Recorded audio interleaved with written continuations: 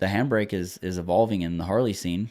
So it's like, you're gonna just tell everyone no at this point now that they can't run a handbrake in a fucking the brawl. You're just doing things that, you know, people without a handbrake would never even be able to do because you literally can't. You need a handbrake to do it, right? Which is weird because I don't think just because, you know, he's running a handbrake or whatever he's doing like that, like, you know, he's really like paved the way for the handbrake shit, right? So how can you like judge somebody? Like, how can you like tell him like, oh, you can't compete because you're too advanced?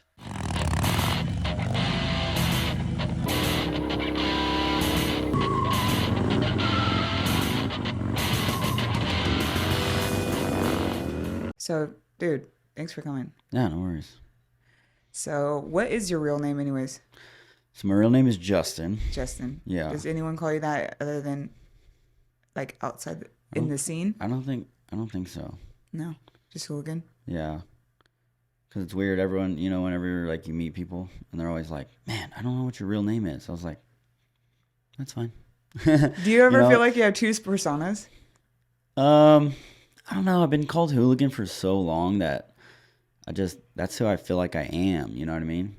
Yeah. I don't even feel like I'm Justin. Like when I tell people a name is Justin, it's so weird too because when you meet people that like aren't in the stunt riding scene, you know, and you can't tell them like, yeah, my name's Hooligan, you know. So I'll actually stutter when I like tell people like what my name is because I'm so used to saying my name is Hooligan, right? Yeah. Because this is literally what I've been doing for the last, you know, almost 11 years.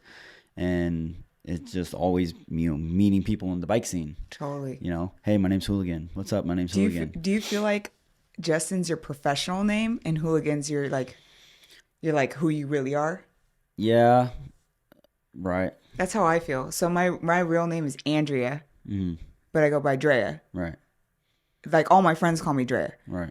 So at work or when I introduce myself to someone like professionally outside of the scene, it's, hi, nice to meet you, I'm Andrea. Or like a mom at the park or something. Mm. But if someone, like if you were to call me Andrea, it would throw me, like I wouldn't even recognize you're talking to me. Right. Isn't that fucking weird? Yeah, it is kind of weird. So I feel like I have two personas. So that's why I was Right. asking you if you feel like you have like, I guess that makes sense. Like I do definitely feel like, you know, I feel like I'm Hooligan, but then yeah, I guess I have to be Justin sometimes. You know what I mean? yeah, The professional, you know. But it's cool that you can like be in the bike scene, and you know, if you can make that your career to be professional, like, you know, we don't have to be that professional. You know? I know you could be who you are. Yeah, you could just, you know, because most people have to be very professional for their business and their job and this, you know what I mean? And if you can make this your fucking business, your job or whatever, you just be your fucking self all the time, no matter what. Fuck yeah, dude. You know what I mean? That's the end goal for sure, right? Totally. So is that how you, when you first got into stunt riding, were you even thinking that was possible? No, because I started really young, and I wasn't doing like the Harley stuff, and I knew like the street bike stuff is just super duper duper hard to get, like, you know, to where like Jason Britton is, and like Factory sponsors and those, you know, where those guys are at, it you know, it takes, I mean, you can tell they're older dudes, right? I mean, it probably took them a long fucking time to get there. So I never did it for like, you know, anything other than just pure enjoyment, you know. how'd you get into it?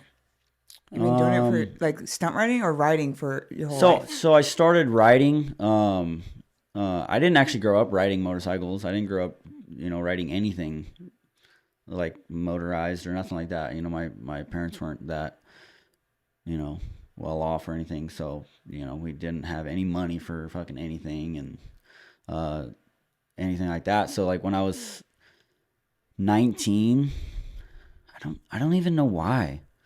I think I just seen motorcycles and I just had to. You know what I mean? It just it's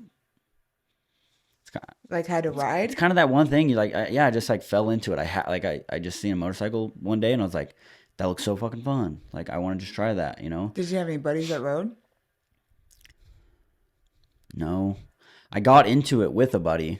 Like we both were just like, dude, you know, because we rode BMX bikes. Mm-hmm. Oh, okay. And, yeah. So you were kind of in the world. Yeah, like into the the trick world, you know, if you want to call it that, where you The start extreme sports. Yeah, exactly. Industry. Right. So, I did BMX riding, like, you know, and that was a really, really fun, you know, I think it was just the two wheels. Naturally, it kind of like just, it drew me to motorcycles. Totally. Because, you know, the BMX shit. And then, I got my first bike when I was 19.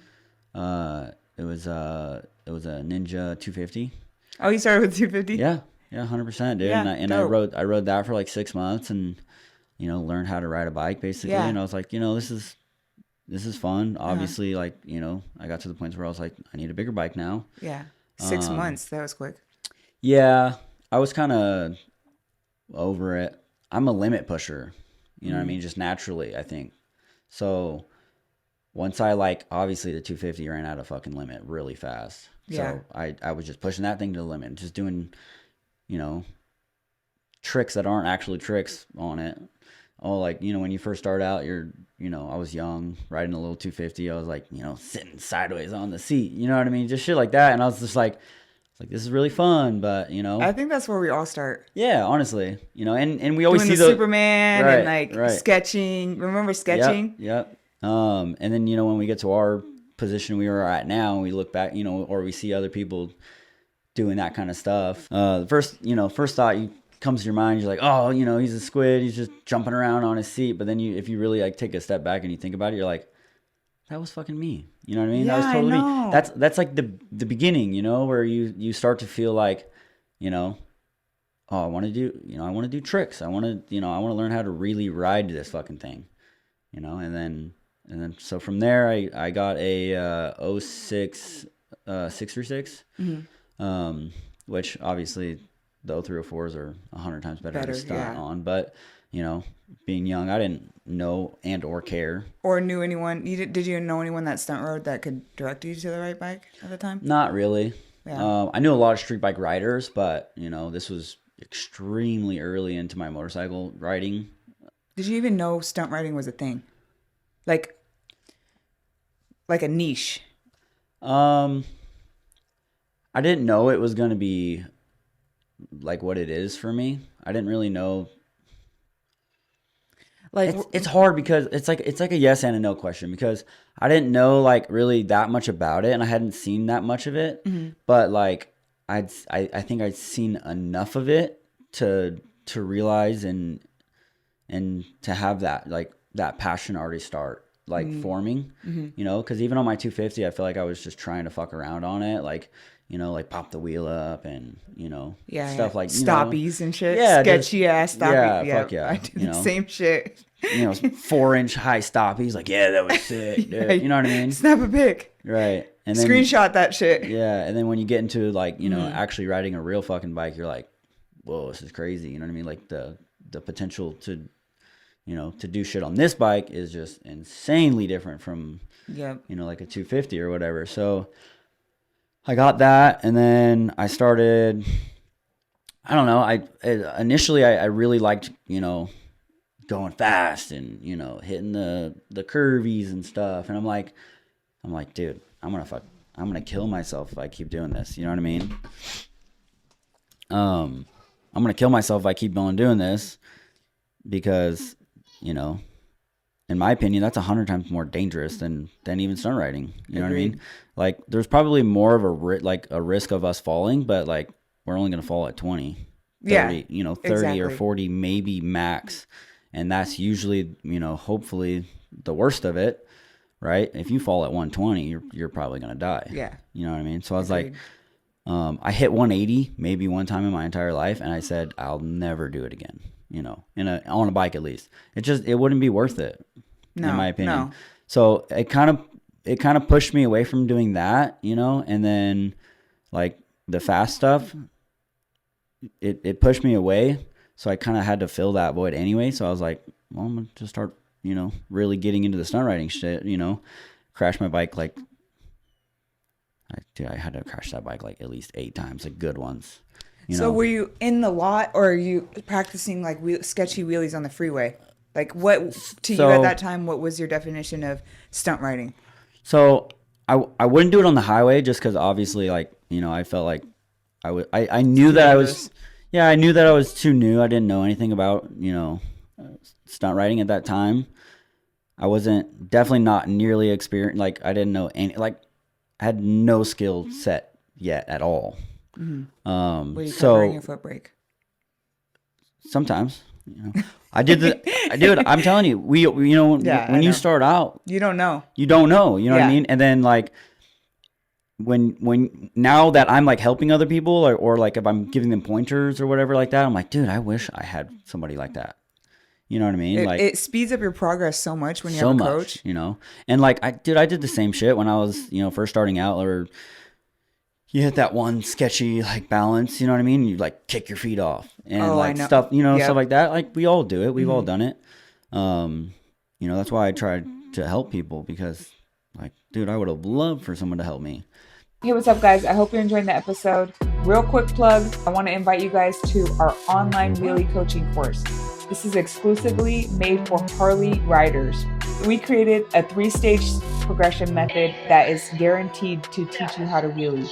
This is for day one learning riders. It's broken down from day one all the way to balance point. With this course, you get our exclusive members only Get Vertical app that makes it easier to access while you're at the lot practicing. You also get to join our Facebook community where we have a group experts in there all ready to help, and other Harley stunt riders learning from each other. You'll also get invited with online group coaching with Bruce and I, where you can ask us direct questions about your progress and any struggles you're having.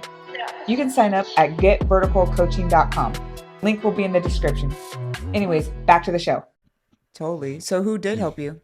Or did you just learn by trial and error? Yeah. So it started off trial and error, and then like I really started getting into the lots and stuff. And you got a mentor from there? Yeah. Once I did get into the lots, people would help me out and stuff like that, but I didn't start in the lots. I didn't know any stunt riders. I didn't, I did Sonic rides. If you've ever been to Vegas, back in the day, we did what we called it Sonic rides every Thursday. And, I would go to those eventually when I started getting deeper into the bike scene, I would go to those, and then I would see stunt riders and stuff. And then eventually I got into the lots and stuff. But how'd you get in with them? You know how it's like tough when you don't. Yeah. Like, it's hard to connect with them. You think that they're like untouchable. Right. And you feel like they're all pros, and like, how'd you become friends with them so that you were accepted into the bike scene or the stunt riding scene? Yeah. Like, what was that process for you? Anyways, I think I had to become a stunter to do that. So you kind of had to prove yourself. Almost, you know what I mean? Like I kind of had to already you basically have to become a stunter to like hang out, like, and be and get into that, That's how I explain it to everyone. I'm always like, how do you sit at a table with millionaires? You become a fucking millionaire. Exactly. How do you work out with the strong dudes at the gym? You become strong. Right. They're not gonna like want to lift with someone that can't lift the same weight. Right. And it's not that they don't like you or they think they're better than you. It's just you're not equally yoked. Yeah. So it's hard to connect with someone if you're not. Yeah. I mean, you just don't have the same life. You got to prove yourself almost. Yeah. Well, you can't have a conversation with somebody about a subject that they don't know anything about. Yeah. You know what I mean? And it's not because you're dumb or this or that. It's just because, I've dedicated my life to this subject, right? Like, for the last 10, 11 years, I've done nothing but ride motorcycles and then the last, probably I would say, like, at least 5 of that, I've been doing stunt riding. 5 or 6 of that, I've been really dedicated to stunt riding. So how can I have a conversation with somebody like an actual conversation, not me just like trying to help them or teach them or give them advice or something like that. But how can I have an actual conversation with somebody who doesn't know anything about what I'm talking about? And that applies to anything. Yeah. You know what I mean? Exactly. I know what you mean. It literally applies to everything. So I think for me to get in with the stunt riders, I had to become a stunt rider. So is that your best advice to someone that feels like, how do I get in with these people? I go to the lot and I feel left out. I feel like it's like cliquey, like all the pros are hanging out together and I'm over here in the corner. Yeah. Like, what advice would you say to them that feel like almost insecure? Yeah. And afraid to practice at the lot because they don't feel accepted, Yeah, 100%. I would say be bold, be humble, and ask questions. Because personally, I would never be like, well, you're not a stunt rider, you can't come hang out with us. That's not my style at all. I think most of us are. Most like of us, that. 100%. Yeah, 100%.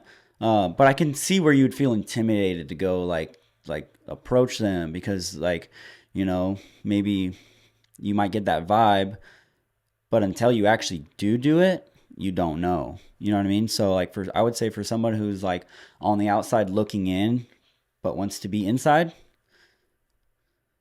come inside. Just come inside. You know what I mean? Just come up and fucking talk to us and ask questions and be humble. Don't fucking act like you know what you're talking about because you don't. Yeah. You know what I mean? Like if I'm gonna go talk to somebody about photography, I don't fucking know anything about photography. I know how to hold my phone and hit play. You know what I mean? Like, but I don't know anything about photography.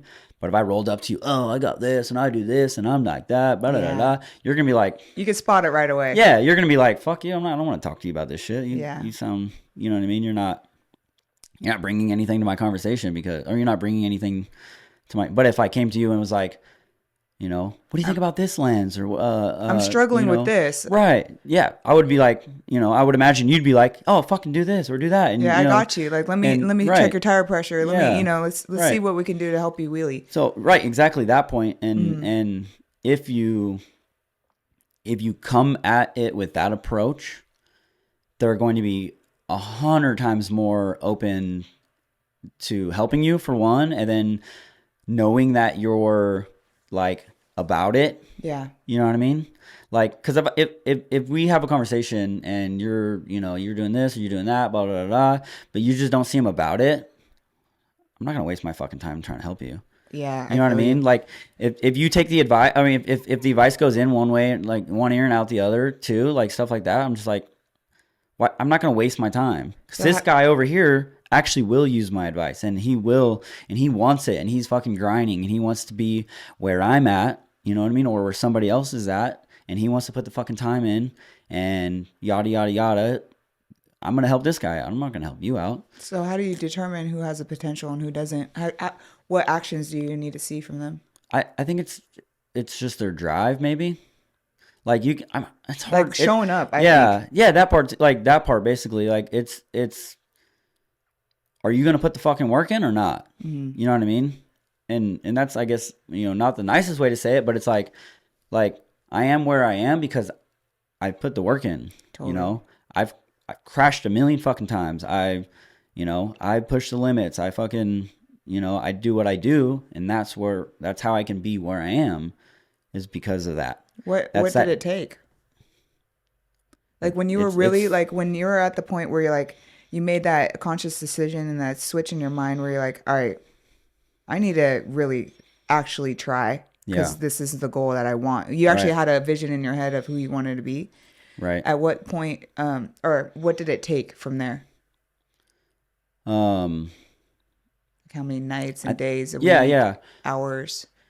Well, I would say some of the key ingredients too would be like a good mentor, and then finding finding what your style is, what you want to be, like where you want to be type stuff, you know what I mean? And then like just hyper focus. And it's a lot of crashing.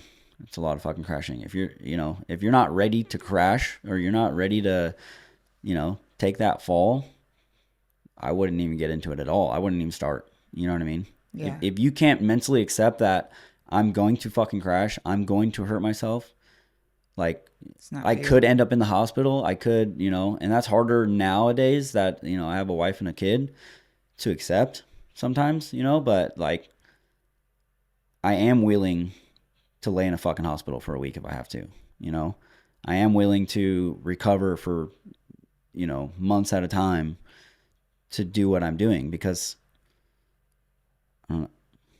it's worth it. It's just to pass it. Yeah, it's worth it. It's just your passion, it's your drive. And I mean, going back to like helping people, if you don't see that in somebody, it's like, I don't know. When you have a passion for something and you have like a feeling for something and you feel the way you feel about it, if you don't see that in somebody else, you're just like, dude, I just don't feel like you want it like that. You know what I mean? Like, do you want it as bad as I want it? Yeah. Because if you don't, well, then just wasting my time with you, because Totally. you know, I want to be at the top with my friends and my people. You know what I mean? So. And you're willing to bring people up. It's just that if they don't believe in themselves, it's really hard to believe in them. Yeah. One time I 100%. had a girl I was mentoring, and I could just tell, like, she didn't believe in herself. And I looked her dead in her eyes, and I was like, do you think you can do this? Yeah. She's like, yeah. And I'm like, no, like, look me in the eyes. And like, do you believe you can wheelie? Yeah. And like, is it possible for you? And are you willing to fucking do everything that you have to do it? You know what I mean? Are you literally okay with laying it all on the fucking line right now? You know what I mean? And like, someone who is a really good fucking example of that, just from where she came and, you know, how she got there, is Drea. I don't know if you ever heard of her. She rides a sumo right now. And when she first started out, she's just an old friend back from Vegas. I don't know why, because when you were just talking about it, it just came in my mind. She had a really bad accident at the lot, and when she was first learning, somebody let her borrow their bike, like ride their bike at the lot, and she had a really bad accident where she crashed into the one of those the big dumpsters, but like not into it, like into the side of it, because the bike, like I think she came up in a wheelie or something, and then when she came down, it like it whiskeyed and then just sent her right into this trash can. And she literally took a fucking chunk out of her leg, like gnarly bad. You know what I mean? And like, I don't know if she broke like I would imagine she broke the bone and stuff like that, like really bad accident where most people would never think about getting on a bike again, and, especially doing wheelies. Yeah, and even to this day, dude, she kills it on a bike. That's dope. And it's like, it's that right there. Yeah. Do you have that? Did you have a moment like that where you're like, like, you ever think about quitting at one point after a wreck? Or no, never. You know, and I think that's what it takes right there. Like exactly how you're explaining that. That's what it takes. If you're not willing to crash and just say, fuck, man, I can't wait to get back on my bike. You know what I mean? Like, I broke my leg. I broke my collarbone multiple times. Like, I've had so much road rash in my life that I can't even fucking, you know what I mean? I can't even think about all the road rash I've had. Like, just all that. And every time I'm sitting at home in pain. Can't wait till you can ride again. All I can think about is getting back on my fucking bike. Yeah. You know what I mean? I had the same experience. Yeah. And like, I don't know. Even some of the worst ones, like, dude, I mouse trapped at like, I was like top of second, high chair on the streets. Yeah, in a high chair, mouse trapped. Bike landed on me, like it was rotor side, the brake side, burnt through my shirt, like instantly burnt through my shirt. It was burning my arm. I lifted the bike off me. It burnt through my gloves because I don't know. I was riding a lot of brake when I was in the high chair or something like that. So my brake was really fucking hot. Oh, you got brake fade? And it caught? No, I kicked my fucking key off. You know what's funny is like everyone, like what? A few of my buddies were telling me, obviously, like, dude, you really you should have moved your key. Yeah, they're like, dude, you need to relocate that key like ASAP. And I'm like, I know, I'm gonna get to it. And I fucking didn't. Yeah, I just didn't listen to them, and I should have, because you know, those were my OGs, and they were fucking telling me something. They're not gonna steer me wrong, you know. And I should have listened to them right away and did it. But it was like, you know, by my bar and stuff. So I'm like, oh, I'll probably be fine. I'm not going to kick it. And then when I was pulling my leg back through, I fucking kicked it and it fucking slammed, you know, it slammed down. Yeah, it just turns off. Yeah, exactly. Bike up and over, fucking landed on me, like super bad road rash, all that shit, dude. Like, the burns and all that. Like, as soon as I got back to my buddy's house, cause like, we picked the bike up, it started up. So I just smashed, dude. I left my homies. I left my friends, cause they were still riding and stunting and shit like that. But I was in pain. I'm like, dude, before the pain really fucking kicks in, I need to get home and get off the bike so that I can, you know, be chilling. Fucking took all my fucking clothes off. Like, I'm just like, fuck, dude. I'm like, you know, just rinse down. You know, well, I'm just like checking myself, making sure I'm fucking good. But like, loaded my shit. Even I'm like, oh, fucking in pain on the way home. I'm like, damn, I wish I didn't crash so I can fucking still ride. You know what I mean? Like right now type shit.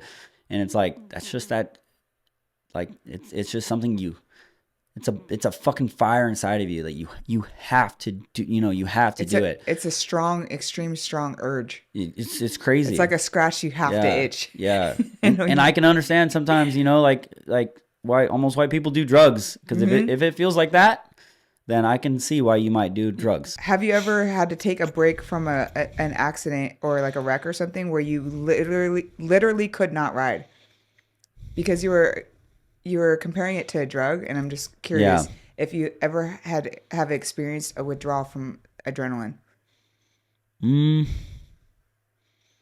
I would say so. I would say like, I mean, dude, drug addicts will do fucking anything to get high, basically, right? And like, adrenaline is like a high for us. You know what I mean? It's stronger than crack. Yeah, seriously. So it's like, even being out for like a day or two, you know what I mean? It feels terrible. It's like, dude, I need to get back on my fucking bike. Do you ever experience that withdrawal after like a show or like a street ride where you're like go go go go go and you're extreme adrenaline the whole weekend, and then do you ever crash? No, I wish every time I'm like done with the show, driving home, or whatever, when I get home, I'm just like, fuck, I wish I could replay yesterday type shit. Dude, really? I wish I could just redo it. You know what I mean? Because I just go though. Bruce and I will get super high. Yeah. Like either at a show or on a street ride back in the day when I actually rode streets. Right. And then we'll be high for a few days after, like literally high off life. And then boom, crash. Yeah. And like, I feel like I've had that before. I feel like introverted. I don't want to ride for a little bit. I definitely felt like that before. And every time Bruce comes home, he's like, man, I'm so glad I have you guys come home. Yeah. Yeah. So I'm just like, you get home and you're just beat and you want to kind of just hang out with the family for a few days instead. I felt like that more now than I have obviously ever, like back in the day when I was younger and doing it. Because obviously, going home to your wife and kid is just, I can relate to what you're talking about with him. Mm-hmm. When he's just like, finally gets done with everything and he's out of town and then he gets home and he's just like, now I can breathe, now I can relax, now I can hang out. And be Justin. Yeah, exactly. And just, be me and be at home. How has things changed since you became a dad and like a family guy? For your stunt riding? Honestly, it hasn't a lot because of my wife. My wife is fucking dope as shit, and she lets me go to these shows and do all this stuff still. She's super supportive, huh? She's very, very, very, very supportive. So, and I know it's hard as fuck for her, like, obviously to be with Cashton, my daughter, all the time. You know what I mean? But she's super supportive and lets me still go to the, I might be in trouble when I get home sometimes, because she's spent. Yeah, because at that point she's a little frustrated with like any person would be. Totally. You get a little overstimulated and this and that, so she needs to take her day off and shit like that too. I wouldn't say I'm not gonna get in trouble when I get home, but like, yeah, I know what you mean. You still you still gotta iron some shit out when you get home. Yeah. Whether she said it was cool for you to do or not. You know what I mean? Like whether she cares or not. You still gotta go home and be supportive to your family and let her, support her by letting her have a break and do her thing or whatever like that. But she doesn't fucking question me about shit. Like if I tell her like, hey, my sponsor needs me to go do this, or I need to go here, or I'm gonna be gone for the next fucking 4 days. Like just this trip was super random. Like not even a week ago, I knew I was coming out here. You know what I mean? Even if that, because it was a bike night. Mm-hmm. I mean, it wasn't like a super crazy important, like we had to be here or anything like that, but we have wanted to be here. Yeah, we have a fresh relationship with the company right now, and we really wanted to show out for them and show that we are, that we're here and we want to, Just that you'll show up. yeah, that we're gonna show up type shit. So how important is it to have a partner that's supportive of this lifestyle? Insanely important because it's of anything, honestly. I mean, because you can apply this to everything. You know, if your passion is to fucking drift cars, if your passion is Working out, working out, anything, yeah, really, it applies to all walks of life. But if you don't have a partner that's supportive of that, it's gonna drain you, because if you have a passion inside of you and you don't let it out, you're gonna be resentful. Yeah, well, you're not living your life to live. You're living your life to just get through it. Totally. And fuck that. How'd you find her, dude? She's seriously super hot. Yeah. Supportive and a good mother. All the above. Like how'd you land that, dude? So when I was 20 or 21, I would go to these things. It's a car meet, but all the bikes would show up, all the trucks would show up. Like it's just a meet, basically. You know what I mean? And in Vegas, and excuse me, and it's called Fuku Meet. It was more of a JDM scene or whatever like that. So she had it was lowered cat eye. It was a 06 Silverado single cab short bed. Fucking bitchin' truck too. We need to get another one. I love that truck. But she had a really nice truck, so she was kind of in that scene or whatever. And then she got a bike. She rode it. It was. We met 2 weeks after she got her first bike. It was a 2012 ZX6R. Was this when you were on the 05 still? No, I was on. I think I was on a Honda at that point. I was on a CBR 600 RR. Are you already a stunt rider at this time? Yeah, I'm fucking around. That's how I got her, kind of. So the wheelies got her? Yeah, showing off. Okay. That was my next question. Being a fucking show off, So I had seen her walking around with a motorcycle vest on, and I'm like, when you see a girl wearing motorcycle gear, you don't think she's a rider because you think she's a backpack. Yeah. So I'm like, damn, she's a good looking fucking girl. And walking around motorcycle gear, and I'm like, oh, she's someone's backpack. That sucks, because she was super hot. Like, I was like, damn, I would love to fucking talk to her. But I thought she was someone's backpack. So then finally, when we're all hanging out, and I seen she walked over to a bike, no dude in sight, and started fucking putting her helmet on. And I was like, pfft. I almost fucking sprinted over there type shit. You know what I mean? Without letting her see. But I played it cool. Basically I played it cool, and I was talking to her, and, she was like, oh, I just bought a bike 2 weeks ago or whatever, and we were just making conversation. She always says to this day, she'll tell you, she's always like, man, I seen a guy walking over. I was like, fuck, he's going to come over here and talk to me and try to get my number and shit. You know how girls are. Guys don't experience that, obviously. But, girls are just like, fuck, this guy's going to be annoying. He's going to come over here and try to get my number. He's going to hit on me and shit like that. What was different about you then? I think because I played it cool. I wasn't hitting on her. I wasn't trying to get at her type shit. You know what I mean? I was just trying to hang out with her, like, as a friend, with intentions behind that. Obviously, I'm a male, right? Yeah. I'm a young man at this point.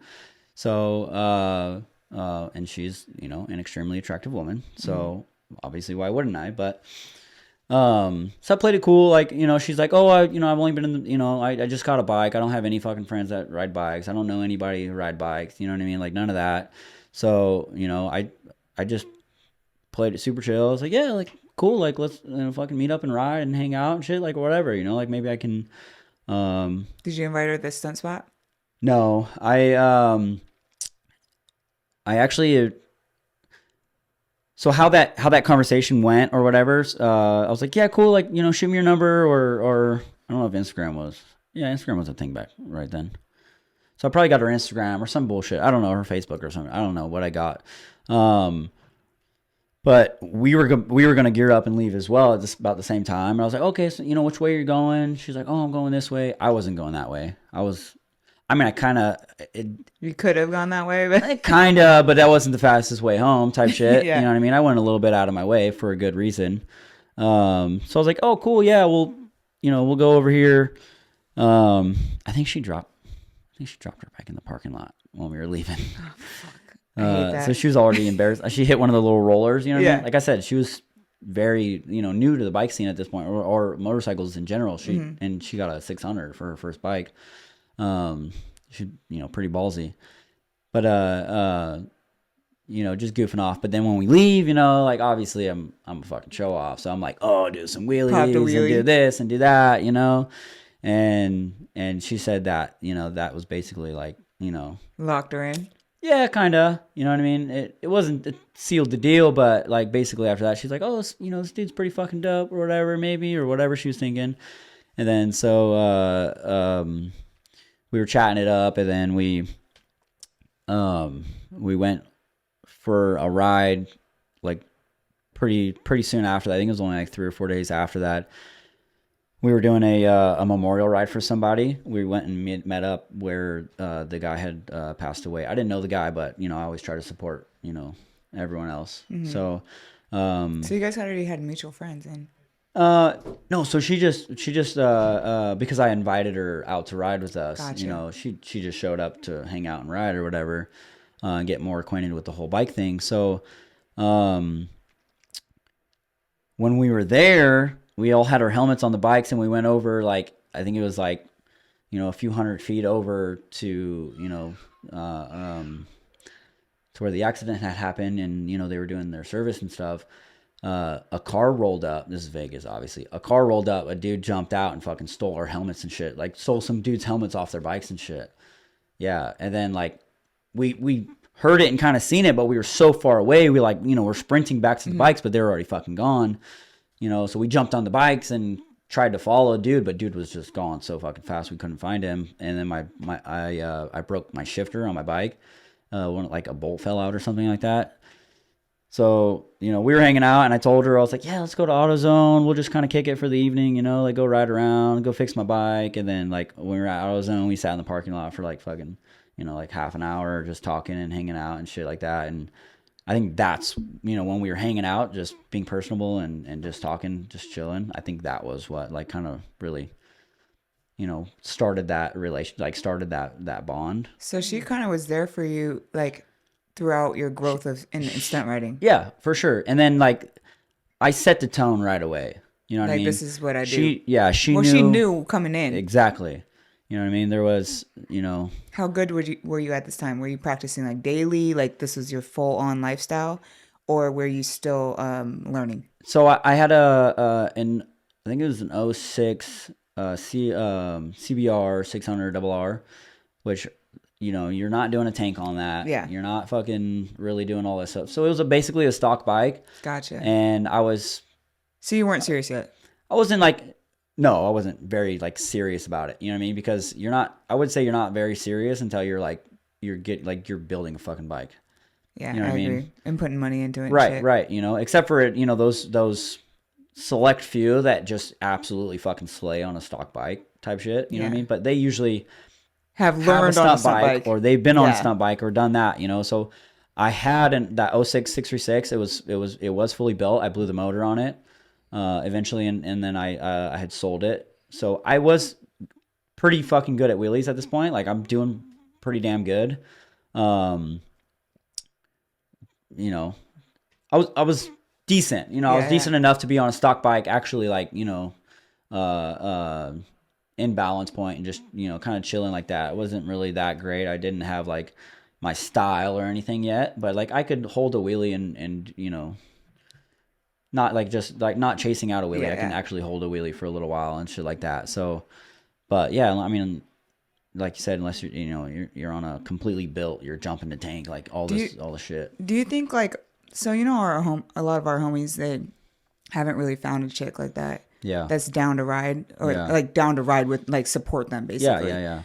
Do you think their issue is that they were single and then now they're extremely good at stunt riding and they're just getting a lot of groupies? What do you think their issue is? Or do you think that they're just I just want to party? Because, so you and Bruce are similar. You guys got a family. Yeah. You guys are family dudes outside of the stunt riding thing, right. But you're still in the scene hard. Yeah. But Bruce met me the same way as you met your girl. Yeah. organically, I wasn't like a super groupie. Yeah. You know, she wasn't like a super, she was impressed, but she's not a groupie. Right. You know, like, so it's more organic. It's not like swipe left or right, you know? Yeah. Do you think that's what's going on? Like, because I see our friends and I'm like, man, at what point are you going to start a family? Not hating. Everyone got their own thing, but like the stunt riding thing isn't that important to where you can't start a family, because at some point we're going to be so fucking old. You're not going to find any chick that you're going to be, doesn't have kids already. Right. Well, it's really hard to find women that are like you and my wife and people like that who will support their man that, you know, the way that you guys do, because you have felt that passion. You know what it's like. You know, my wife did ride motorcycles, so she, you know, she does ride motorcycles, so she knows what it's like to ride a bike, and, you know, maybe not the way that I do, but she does, you know, understand that passion for the motorcycle shit.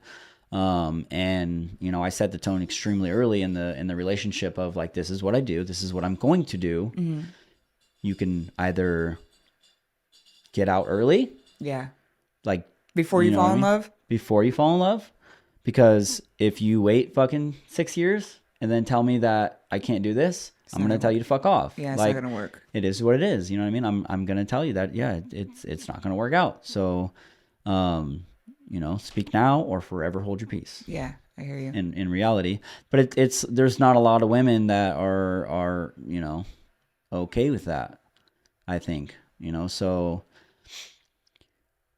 you know, it's hard to like take a groupie girl serious. You know what I mean? Like as a man to date like a groupie chick, you're just like, well, she's, you know, she's just, you know, into the bike fucking thing. So, you know, maybe she'll leave me for a fucking another dude that might be a little bit better or something like that. You know, it's like, so you can't really take her seriously. Exactly. Like I feel like, you know, for those dudes, those girls are just, you know, they're not disposable. They're disposable. Right. So, you know, I would imagine there's that problem, right? It's got to be hard. Yeah. I would imagine it's probably pretty difficult for those guys, you know, to find good solid chicks that are like you know, you and my wife, to be able to like really say like, you know, I can settle down with her. She's going to be cool with me, you know, fucking riding, you know, even when we have a child, like, because that's a rarity. Come on. How many girls do you know that are just cool with that? I would say not very many. Yeah. Yeah. They're not. Everyone always says, I don't know how you do it with Bruce, you know, but it goes, and it's the same thing like you were explaining with your wife. It's like, I ride. Yeah. Don't think that when he comes home, I'm like, take the fucking kids. Yeah. Like, I'm done. Right, like, right. Thursday through Monday, you're tripping. Yeah. You better be leaving on Friday and coming home Sunday. Yeah. As least amount of time possible. Yeah. Don't be hanging out at the lot. You need to ride and leave. Right. You're tripping. Right. Practice and then get home. Yeah. You're not there to hang out with your boys. Like, you need to get it in and come home. Right. Exactly. You know? So don't think that just because I stunt ride too, that I'm not like setting boundaries. You're a person just like everyone else is. You know, you have your limits of things, and to, you know, be with the kids all fucking weekend that's draining. Brutal. Yeah. Brutal. Especially 3. Man. You know. Yeah. It's hard. I can understand. I know when we have our second child, you know, I'm definitely gonna have to dial it back in a little bit more. But especially with the newborn. Yeah. You know, you have that, you know, that first year and a half to where it's even more than, you know, once they're like 2.5, 3-ish, they're kind of, you know, you can kind of take them and hang, you know, they can hang out. Like I take my daughter to the lot with me sometimes. She'll ride her little bike and I'll ride my bike, and all my friends are super dope, you know, with kids and stuff. So they help out with her. Yeah, exactly. So, you know, I think if you have that family, usually you have the support, you know, and you can kind of like, you know, figure it out. Do bike like shit with them. Yeah. Exactly. That's my end. You know, that's the end goal is to be able to do it with my wife and child. Mm-hmm. You know, if she wants to come to the lot with me, or she wants to go do whatever the fuck she wants for the day, and I can take, you know, Cash into the lot with me, and we can just hang out, and, you know, she already kind of knows to stay back by the trucks and stuff like that, like, you know, in the area of the safe area, if you want to call it that. You know, one day. Yeah. One day. She's already doing pretty good at it, but one day, she'll have her little, maybe, what are they called? Stasis. Yeah. She'll have one of those, and she'll ride and do her thing too. So how old is she now? She'll be 3 in February. Oh yeah, she'll be ready. Yeah. Yeah. So Dude, she's right there. If I can give you any parenting advice, have a kid ASAP. The closer they are in age, they'll actually like play together. Yeah. And keep each other entertained. Yeah. Because our girls at the lot, they'll hang out together in the van. Yeah, that's cool. And I don't have to like worry about it. Right. That's really cool. But our son is still too young. Right. Which sucks. We always have to switch. You already know time flies. Yeah, I know. With the kids, it's true. It's very, it's good, but then like when it does fly, you're like, fuck, I wish we can go back. You know? Totally. That's the only thing that sucks about having kids. Yeah. Can't wait till they grow up, and then you can't wait till you wish you can go back. You miss it. Totally. Same thing about bike. Same thing about the bike shit.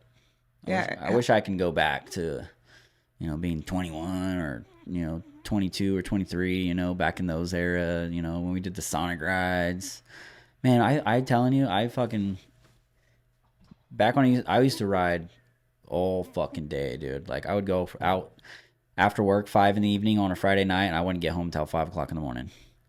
Because Vegas, Vegas don't fucking sleep, so I can go eat and fucking hang out and do this and do that like all night long if you want. Realistically, you know what I mean? I think it's pretty similar here. Like you guys have a lot of 24-hour stuff here, so same shit. Just be out all fucking night riding the bike, and then do you think that's what made you so good?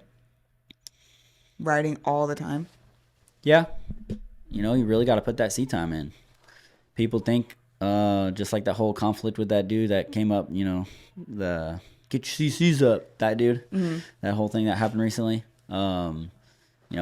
He even said to himself, like, oh, I'm very new in the stunt game and this and that, but he's just out here talking like he's been in the stunt game for fucking 15 years and type shit. So, everybody's going to look at you fucking like you're a clown because, you're just doing it to get popular, and you're just, you just think you're a fucking know-it-all, stuff like that. But you really got to just put that time in, put that grind in, and one day you can call yourself an OG. Like, you don't just get to call yourself an OG type shit. You don't get to say like, oh, I've been doing this. You know what I mean? What's that piece of... got to get out there. You got to put that seat time in. You got to be, I never started. I never started riding like thinking I can't wait to call myself an OG one day. You know what I mean? I was just living it. I was just doing it. And then, one day you're just like, hell yeah, dude. Like, I feel like, Well, one day you look back and you're like, holy shit, I've been doing this for 10 years. Yeah, fuck, what dude. the fuck? Where'd the time go? I know. You know what I mean? if you think about it, or you get into anything really, like just trying to be like, oh yeah, I'm going to be a fucking OG one day. You know what I mean? Type shit. Instead of just doing it for the love of it, or, other intentions. Do you think some people will do that now? For the clout? Oh, yeah. Fuck yeah. 100%. They just want to be, like, cool. I never rode motorcycles because I wanted to be cool. I honestly probably got into it, really, because I'm an adrenaline junkie, and I'm a fucking show-off. Yeah. I like to ride wheelies and do this and do that, and like, you pull up next to, when I was obviously younger, you pull up next to a car and it's got some girls in it, and they're like, looking at your bike, you fucking pull a wheelie and shit. You know what I mean? Like, so what is your what drove you when those days that you were having a hard time and you had to keep going? Like, what inspired you and I'll give you an example. So like for me, I love the progression. It made me feel like I was doing something with my life. Right. I guess, hypothetically, you could say. So, like, I was addicted to progressing. But Bruce, on the other hand, loved it for friends. So he loved traveling. Whereas I'd be like, no, I need to stay home so I can get this trick. Like, I have to land this trick. So, how everyone rides for different reasons? What was yours? I didn't have, like, a family growing up, really. Like, I have a lot of siblings that I never really, like, hung out with. You know what I mean? I was never really close to my actual family. Just obviously plenty of stories into it, but I just, I never had that connection of a family until I got into the bike scene. My friends are my family, and everyone says that, oh yeah, my friends are like, but like, that really, really, you know, rings true to me. Like I said, I didn't really have that great of a family growing up. So when I got around people that really loved doing this sport, you know, and I was into it, but yeah, it probably was like, you know, my friends and stuff that kept me doing it, I would say. Do you think you've changed since you were before stunt riding to now as a person? 100%. How so? I mean, when I was really young, I got, you know, a little bit like with like the club stuff and this and that, and I obviously got out of it basically right the fuck away because they're not really into the whole wheelie thing, you know. So I basically was like, well, I'm not gonna stop doing wheelies and shit. So obviously I just need to, you know, disconnect myself from you guys. But you know, in that kind of scene, like those dudes are very like, you know, rough, you know, like teach you be, you know, you need to be a fucking man type shit, you know? So like, I would say that kind of molded a little bit of that in me, but then just being around like dudes have been doing it for fucking ever, you know? And I don't know. It's just something that's inside of you, like to be either a fucking humble person or not, you know, or this or not. So I feel like you always have like your personality inside of you. It just certain things will bring out this in you, or certain things will bring out that in you.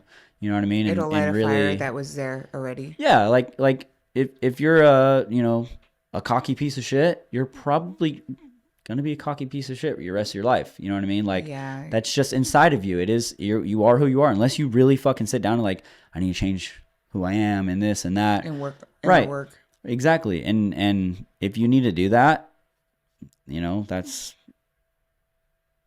just what's inside of you. I can't really say anything about that. I don't, you know. Yeah. But like, it's always been inside of me to just be the nicest fucking person possible, you know, and be as helpful to anyone I can fucking imagine, you know, as like, that was just always inside of me. So I think throughout the years of my writing and stuff like that, being around so many people, meeting so many people, you know, losing so many friends, just all that stuff, it kind of just brought the real you out. You know what I mean? And, you know, I hope that people, you know, think I'm a great person and this and that, because I do try to be a good person, and I do try to always help and be humble, and, you know, no matter what, like, it doesn't fucking matter who you are, what you can do. If you're not humble about it, to me, you're nobody. You know what I mean? Like, if you can't be, you know, if you can't be the best fucking stunt rider in the world and still be a normal person at the same fucking time, then that's inside of you, period. You know what I mean? Like, that's just who you are as a person, and I want nothing to do with you. Yeah. Like, Do you see that a lot in the scene? With our friends? I would say not as much in the Harley scene. And that's what really, really, really drove me to the Harley stuff. Yeah, because I want to talk about your transition from the street bike to the Harley. Yeah. What made you do that? I don't know what really specifically made me do it. I think I was like hanging out and riding with JB in Vegas and stuff, and I kind of seen the Harley shit, and it just, dude, it looked like fun. You know, I'm telling you, I swear to God, at one point in my life, I was like, I'll never fucking ride a Harley. Same. Yeah, fuck you. Like, I'm not gonna get on a Harley. That sounds gay as shit. I'm not gonna be fuck a you lesbian guys. old chick on a Harley. You're right. tripping. Exactly, dude. Like, I'm like, you know, but then when I seen like the potential of actually riding a Harley and shit, like what these guys are really doing on Harleys, it's fucking dope. It looked so fucking fun. I was like, I can do what I do like on a street bike. I can do that on a Harley. I'm like, fuck, man, that. I wanted to bring that up because something unique about you and your style. I noticed that you transfer over what you know from your street bike skills to the Harley, and I noticed some people that come from street bikes to Harleys don't do that. Right. Do you notice that about yourself? Just like with I the think 50-50, you know, drifting and burnouts. Yeah. Like, your style is still kind of street bike, but Yeah. on a Harley, and it just makes you stand out, in my opinion. Thank you. Appreciate that.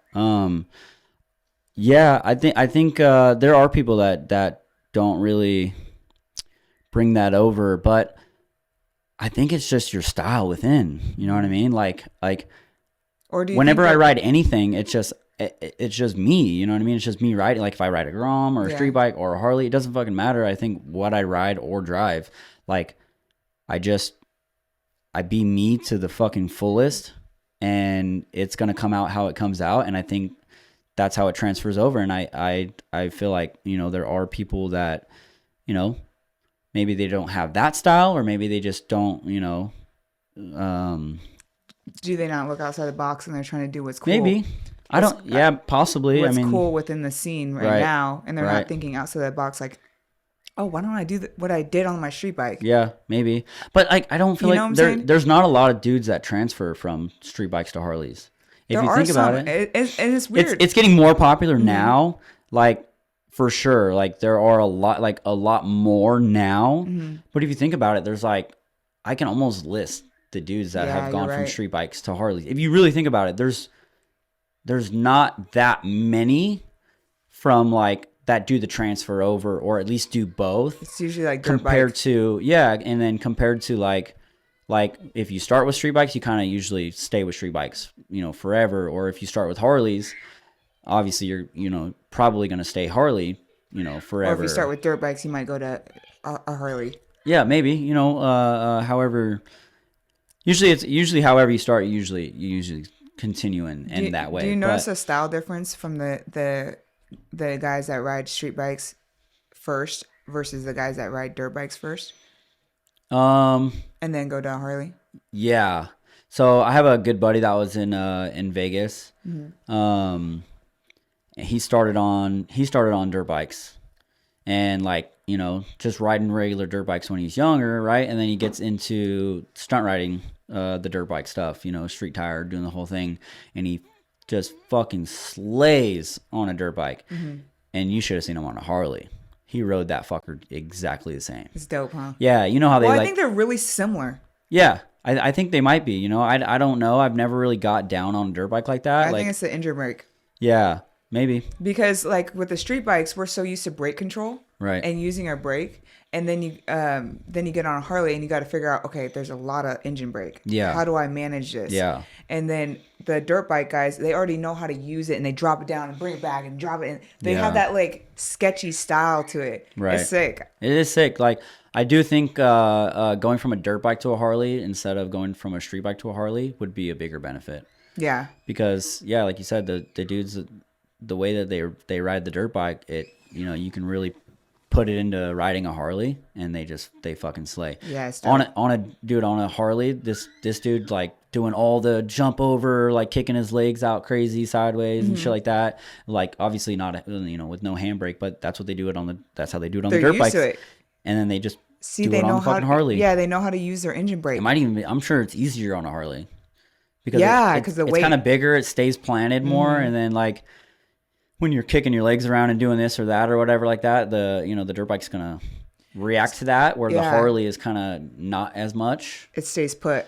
It stays more put. Well, see, they already know how to utilize their engine brake, and they know to stay below balance point so that they don't get so far back that it's sketchy. Yeah. You know? That's what they'll do. They'll slow down super, and then it's not like chasing it, but they're so close, but right before balance point, and they can just jump around and keep it there. And it's just like, dude, that style is sick. Yeah, for sure. I don't super love the dirt bikes, you know, like, it's cool. Don't get me wrong. I do enjoy watching it a little bit, but when they do that shit on the Harley, bro, for me, I don't know why, it just, dude, it's so much sick. Fucking more dope. Yeah. And I've had like, I guess going back to the Harley shit too, though, I've had like people ask me like, you know, oh, why'd you get into Harleys? You know, they like, was it because you can get sponsored easier, or you can do this, or you can do that, or you can do shows easier and shit like that. And I'm like, dude, no, it genuinely like looked fucking so much fun to me. Yeah. Like, it looked like a good time. And is it easier or harder than a street bike? I've had this conversation with my buddy recently too. You know, is it easier for a Harley rider to get on a street bike and ride, or it's easier for a street bike rider to get onto a Harley and ride. In my opinion, I feel like the street bike is easier for me to get on and just ride. Like I can just about get on almost anyone's street bike and ride it, to where like everyone's Harley is just so fucking different. I can't just get on anyone's Harley and ride a Harley, right? But what about a guy that started on a street bike jumping on a Harley versus a guy that started on a dirt bike and jumping on a Harley? What do you think it's easier? Or sorry. The opposite. I know what you mean. Yeah, a street bike to a Harley or a Harley to a street bike. Yes. So like what's easy? What bike is easier, a Harley or a street bike to wheelie? I have my answer. Yeah. I think it's easier to go from a Harley to a street bike, in my opinion. Why do you say that? Because there is a learning factor to just getting a Harley off the ground. You know what I mean? So if you're learning how to control gas and brake on anything, right? But if there's another factor to just, before you can even get to fucking figuring that part out. That's a good point. If there's another factor, it's going to take you longer, right? And for it's me, intimidating. For me, fuck yeah, dude, it's a heavy ass bike, you know, just to throw around, you know, throw around type shit. Where a street bike, it's like, it's a lot easier because like, no, sorry, it's not easier to ride a street bike. I'm not saying that. But I think if you understand gas and brake, if you're a good stunt rider already, to go from a Harley to a street bike, I think is a little easier because it's just so fucking much easier to get off the ground. So once you get off the ground, now you're just figuring out, okay, how much gas do I need to give it? Okay, how much brake do I need to give it? Right? And obviously street bikes are a little bit more, you know, they're definitely more twitchy. They're more technical. Yeah, they're definitely like, you have to kind of hone in that skill to be decent on a street bike. Where a Harley, it's like, you can give it just about fucking all the gas and it ain't going nowhere type shit. You know what I mean? See, I think street bikes are harder. Yeah. I think like getting good on a street bike is harder for sure. I think it's hard though, because like, I feel like getting that additional factor into riding a Harley, that's rough. Like for me being 100, you know, in my, you know, usually I'm about 145, 150 pounds. Like right now I got a little bit extra weight on me because I'm a dad now, right? Dad bod. Yeah. So, you know, but in my prime, I've always been about 140. You know, I'm not a big dude, right? So for me to get a fucking Harley up, you know, has always been a huge struggle for me. Yeah. You know, it's technique. And you completely understand, you know what I mean? Bruce's bike, his bagger is like so crazy set up. Like if you can Did you wheelie it? No, but I've seen, dude. I know I know a lot about his bike. His bike is fucking gangster, dude. Dialed, super dialed, and that helps a lot with the Harleys, dude. Massive. It's a night and day difference. And I know like, I need to run piggybacks now. You know, I'm like getting more into it to where I'm like, dude, I need to like really get my bike set up and dialed in. To where, you know, I've always just kind of like, fuck it, I'm just gonna figure it out. I'll just figure out I don't have time. I just want to ride. I'm just gonna figure out how to get it the fuck off the ground. Yeah. You know what I mean? And like, I don't spend time. It takes so much effort. Yeah, I don't spend time dialing in my rear suspension and doing this and doing that. Like, I don't even check my fucking air pressure usually. Like, I just fucking put it on there and seems about right. I'll figure it out as I go. You know, if I need to stop, let some out, or if I need to put some in or whatever, because I like the rollers and shit a lot more than I like the wheelies.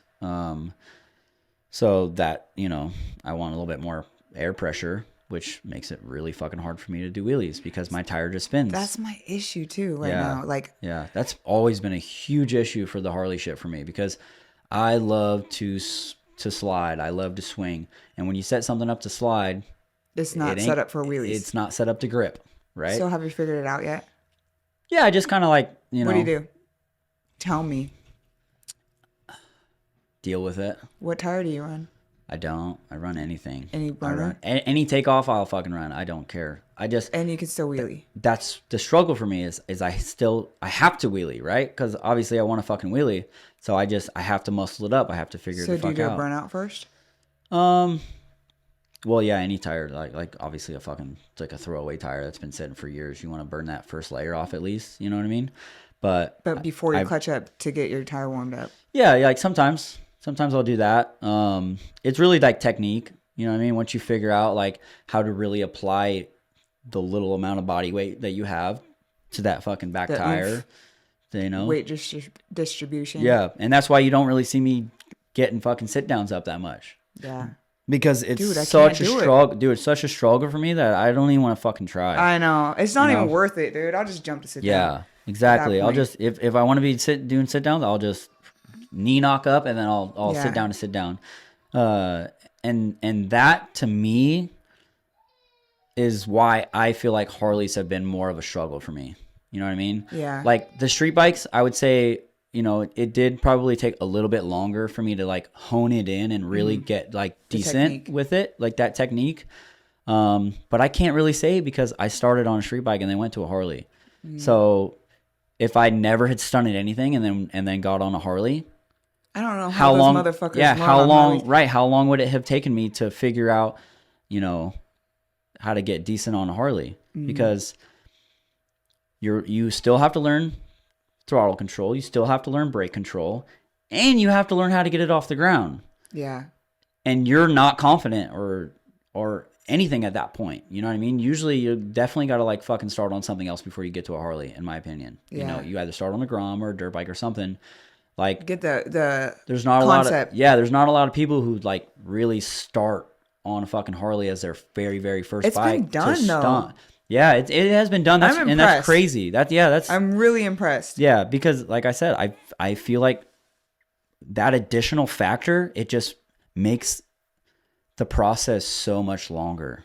Well, it's crazy because we have some people that we coach that know how to wheelie on their dirt bike, but they cannot figure it out on the Harley.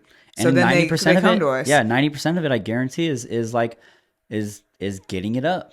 It's really fucking hard to get it up. Yeah. So what I would say is like most dudes get on the Harley because they're like, man, I want to do burnouts and I want to do rollers and this and shit too.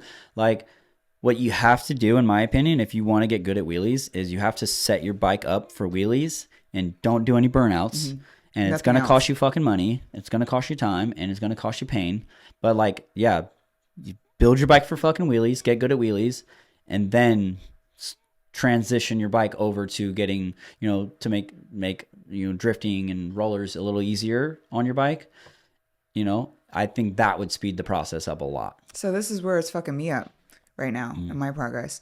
Is I know how to wheelie. Wheelies aren't an issue, but I'm trying to learn how to drift on the Dyna. So I need a different tire. But then I can't fucking wheelie. Yeah. And it's like I'll never forget how to wheelie, which is fine. But if I then get a tire that I can wheelie on, and now I'm going to forget how to drift. Yeah. Because it's too damn sticky. Yeah. That's why I was saying, like, I don't know what to do. Right.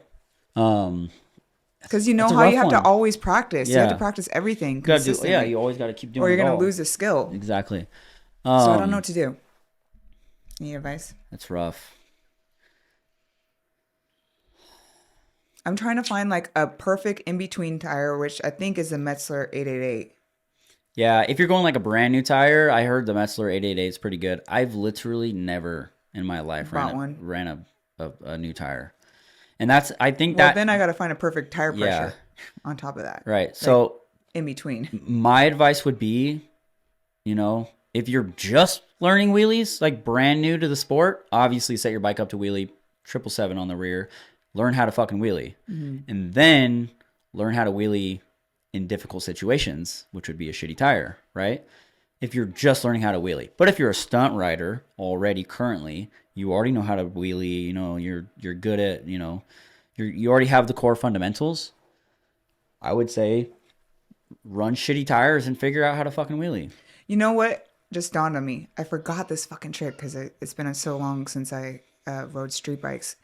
I used to ride in the rain and I would spin out all the time. And the only way I was able to clutch up in the rain was one, get to my friction zone first. And this is the only way I can describe it. Give it like a fart up. Yeah. So you're not clutching straight to balance point. You give it a fart up so that it's like this high, and then you gas it back. Yeah. Like a low, low wheelie. Yeah, you apply that weight to the rear end as much as possible, kind of burp it a little bit. Yeah. So, because if you give it too much, then it's just going to spin. Yeah. So if you give it a little bit and it grabs a little bit, and then you can get it back up, for sure, 100%. And that's what I'm gonna try that. Yeah, and that does definitely would relate to the Harley situation. Just in general, it feels like we're riding in the fucking rain because the Harley motors are so torquey that, you know, when you give it too much, it's just going to slide, you know? And I've seen fucking people where they have a good, like a decent tire, it slides, catches, and just fucking, all the way back to fucking, you know, to the back. So it's definitely rough. And that's the learning curve. You never had to deal with that on the street bike, huh? Yeah. Right. That's that learning curve that I try to explain, you know, like to be a master on a street bike definitely takes longer. Yeah. You know what I mean? I feel like a Harley is easier to ride once you're in a wheelie. Once you're already up and you're in it, you know what I mean? Yeah, you don't have 20 fucking tricks to do. You know, it's really you're only doing a very small handful of things, you know what I mean? Straight line. Yeah, exactly. For the most part. Yeah, most people aren't going to be circling their bike, you know, the Harleys and shit, because it's just, you know, it is definitely more difficult to do and stuff like that. So most people don't even fucking try. They're just like, whatever. I'll just do what I can do. You know, the sit downs and knee knock. If you don't have a step plate, you know, you're not doing any step plate shit. So or handbrake. That's it. Sit downs and knee knocks. Where on a street bike, you know, to even be a so much more versatile for even sure. get noticed on a street bike, you got to be doing at least circles. And why would that be? Because it's a little easier. Right? It's a little easier to get to that point. Or I got a question. Yeah. Do you think that the Harley Stunt scene hasn't progressed to that yet? Because I'm seeing a lot of street bike people, Bruce and I included, have handbrakes on our shit. Yeah. And other people are still stuck in the 90s, street bike 90s, where they're not wanting handbrakes on their bikes. I get why. Because they want to preserve the authenticity of their Harley. It's a Harley, like it's not a stunt bike. Right. I get it, but I have a feeling it's going to start progressing that way. So I'm actually going to be putting a handbrake on my Harley very soon. Fuck yeah, dude! I was just about to ask you that. So I'm gonna. What are your thoughts on all this shit? So and have you transitioned from foot brake only to this now? Yeah. So I, feel like I had to kind of go back to the beginning when I went to a Harley and really, really, really, really master the foot brake, which everyone should do anyway on stunt riding, period. Don't fucking get a handbrake until you slay a fucking foot brake. Until you 110% know what the fuck you're doing with the foot brake, I would not put a handbrake on, right? Obviously. So it's fundamental. I felt like I didn't really need a handbrake, obviously, getting onto a Harley, because it wasn't really the move. But now that I've kind of seen the potential in having a handbrake on a Harley, like I always kind of thought about it because I come from street bikes, right? I always like it's been in the back of my mind, but like I wanted to get good with the foot brake on the Harley. I do like to kind of claim the any bike gang too, type shit. Like, so I wanted to be able to be like, I can get on any fucking bike and ride it. If you got foot brake dialed and you got throttle control dialed, like you can just about get on almost anything and ride, and do decent on it, right? So I really, really just wanted to get fucking as good as I possibly could without a handbrake, on the Harley shit. And then step over into the handbrake world. And that kind of might be from like everyone, maybe listening to everyone a little bit in the back of my mind, like, oh, the handbrake. You're gonna be talking shit. The handbrake on the Harley thing is that's not cool, or this or that or whatever. Where do you think that comes from? I don't know. Because like really at the end of the day, I had to like kind of like dial back in and think about it and just say like, who gives a fuck? Like if you're riding your bike the way you want to ride it, who gives a flying fuck what anybody else has to say about it? Right? Yeah. Like it literally doesn't fucking matter. Are they riding your bike? No, fuck them.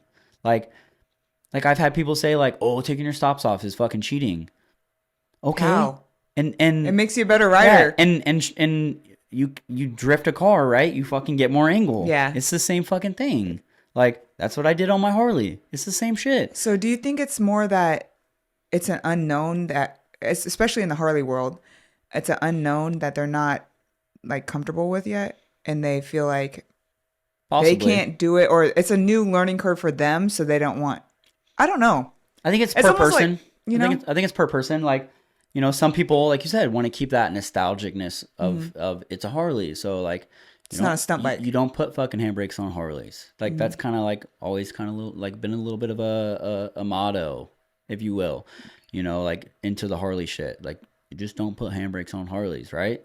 But like the scene's progressing so fucking rapid right now that like You either do it now it's or going, you're going to be last. It's going to transition. You know, it already obviously has like, you know, Nick from Cali Fucking slays killing it, bro. Yeah. He rides that Harley. It's like fucking dope. He rides that Harley like it's a fucking street bike. Straight Yeah, up. it's you know? sick. If he had a built tank on that thing to do like tank tricks, he would. Okay, Type dude. shit. Okay, so you watched The Last Brawl. Yeah. I thought he didn't. He killed it. Yeah.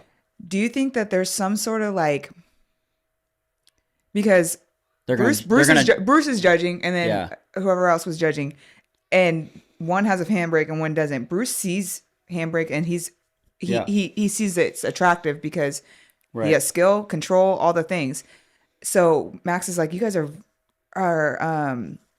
judging this all over the board. Like one person's saying really high on, and then other person's really low.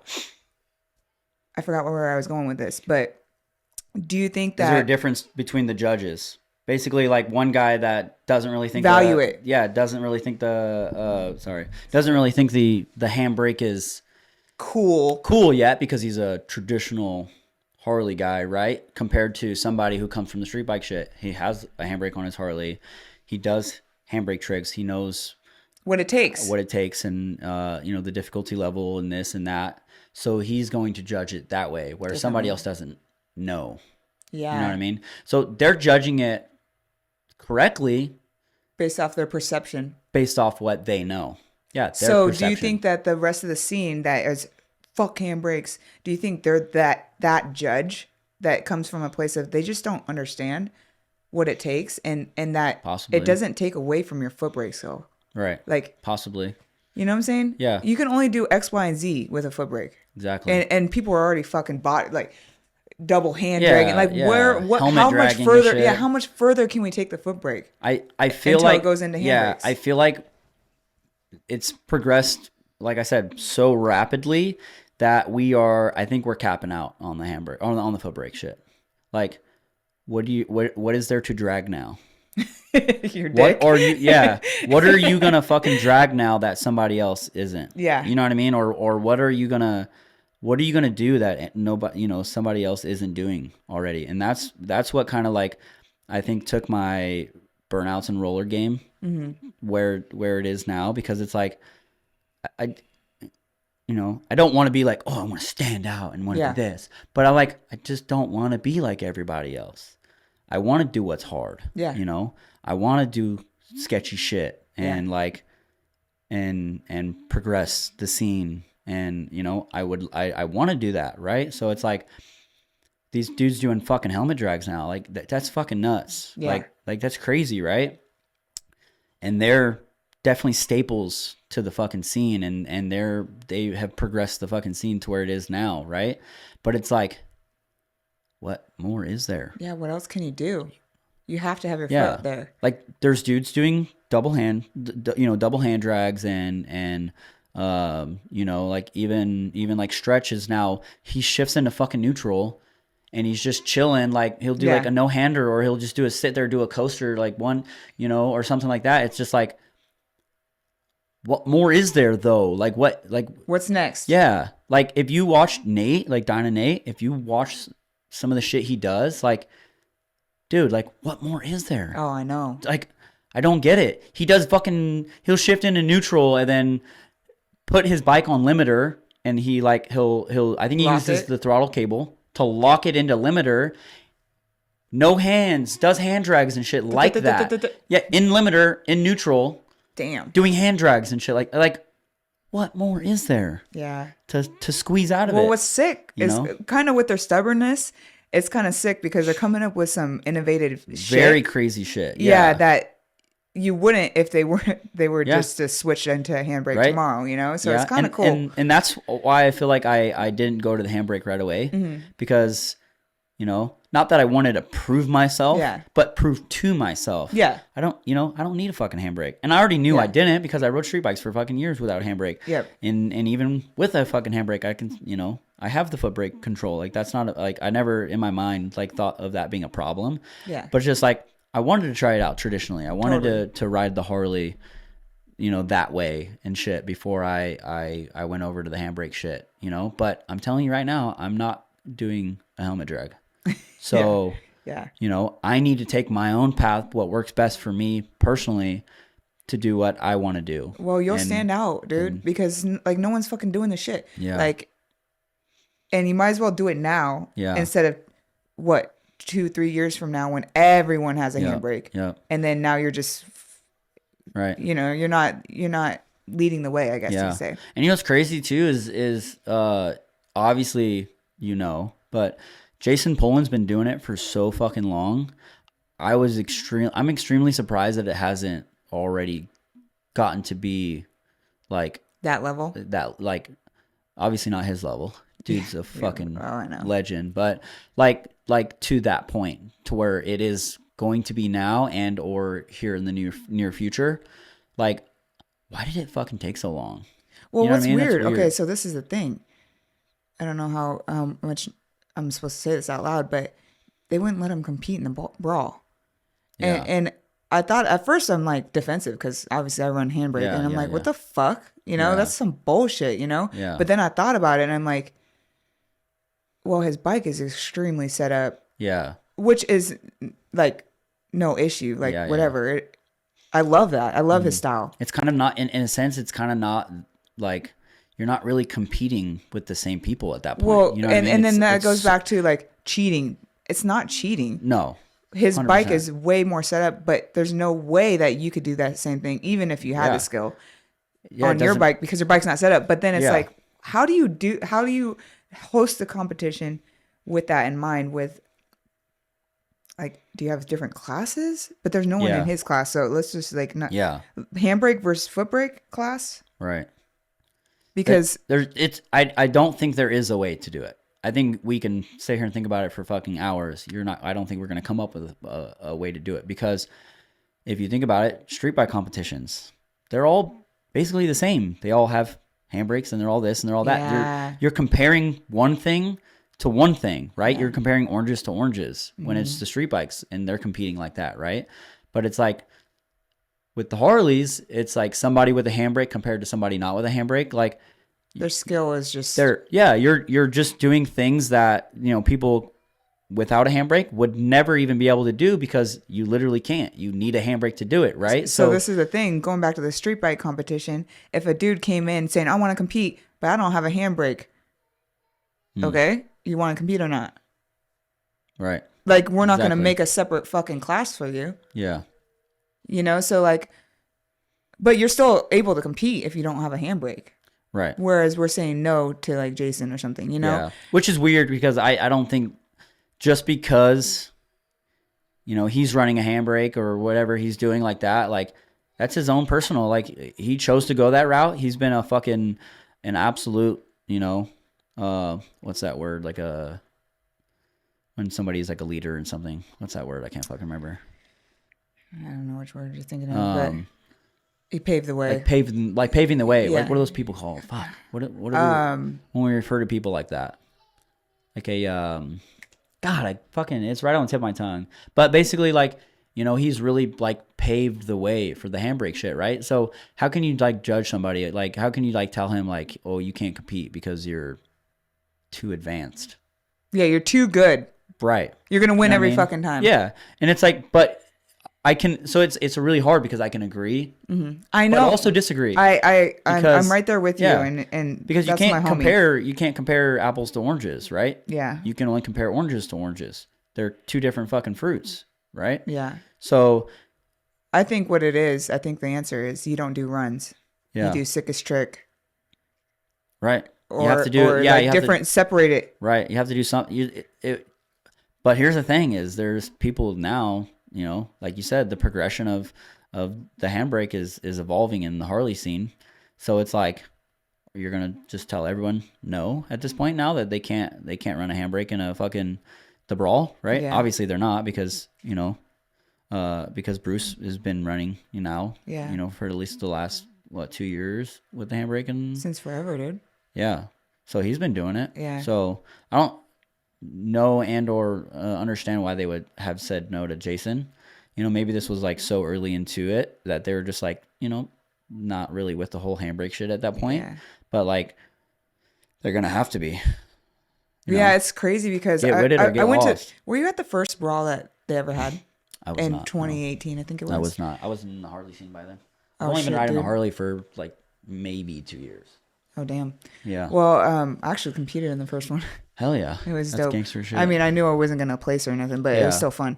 But I Rob go. Carpenter was there. Yeah, sorry, I don't want to admit it. I go to every fucking brawl That's knowing dope. I'm not going to place high.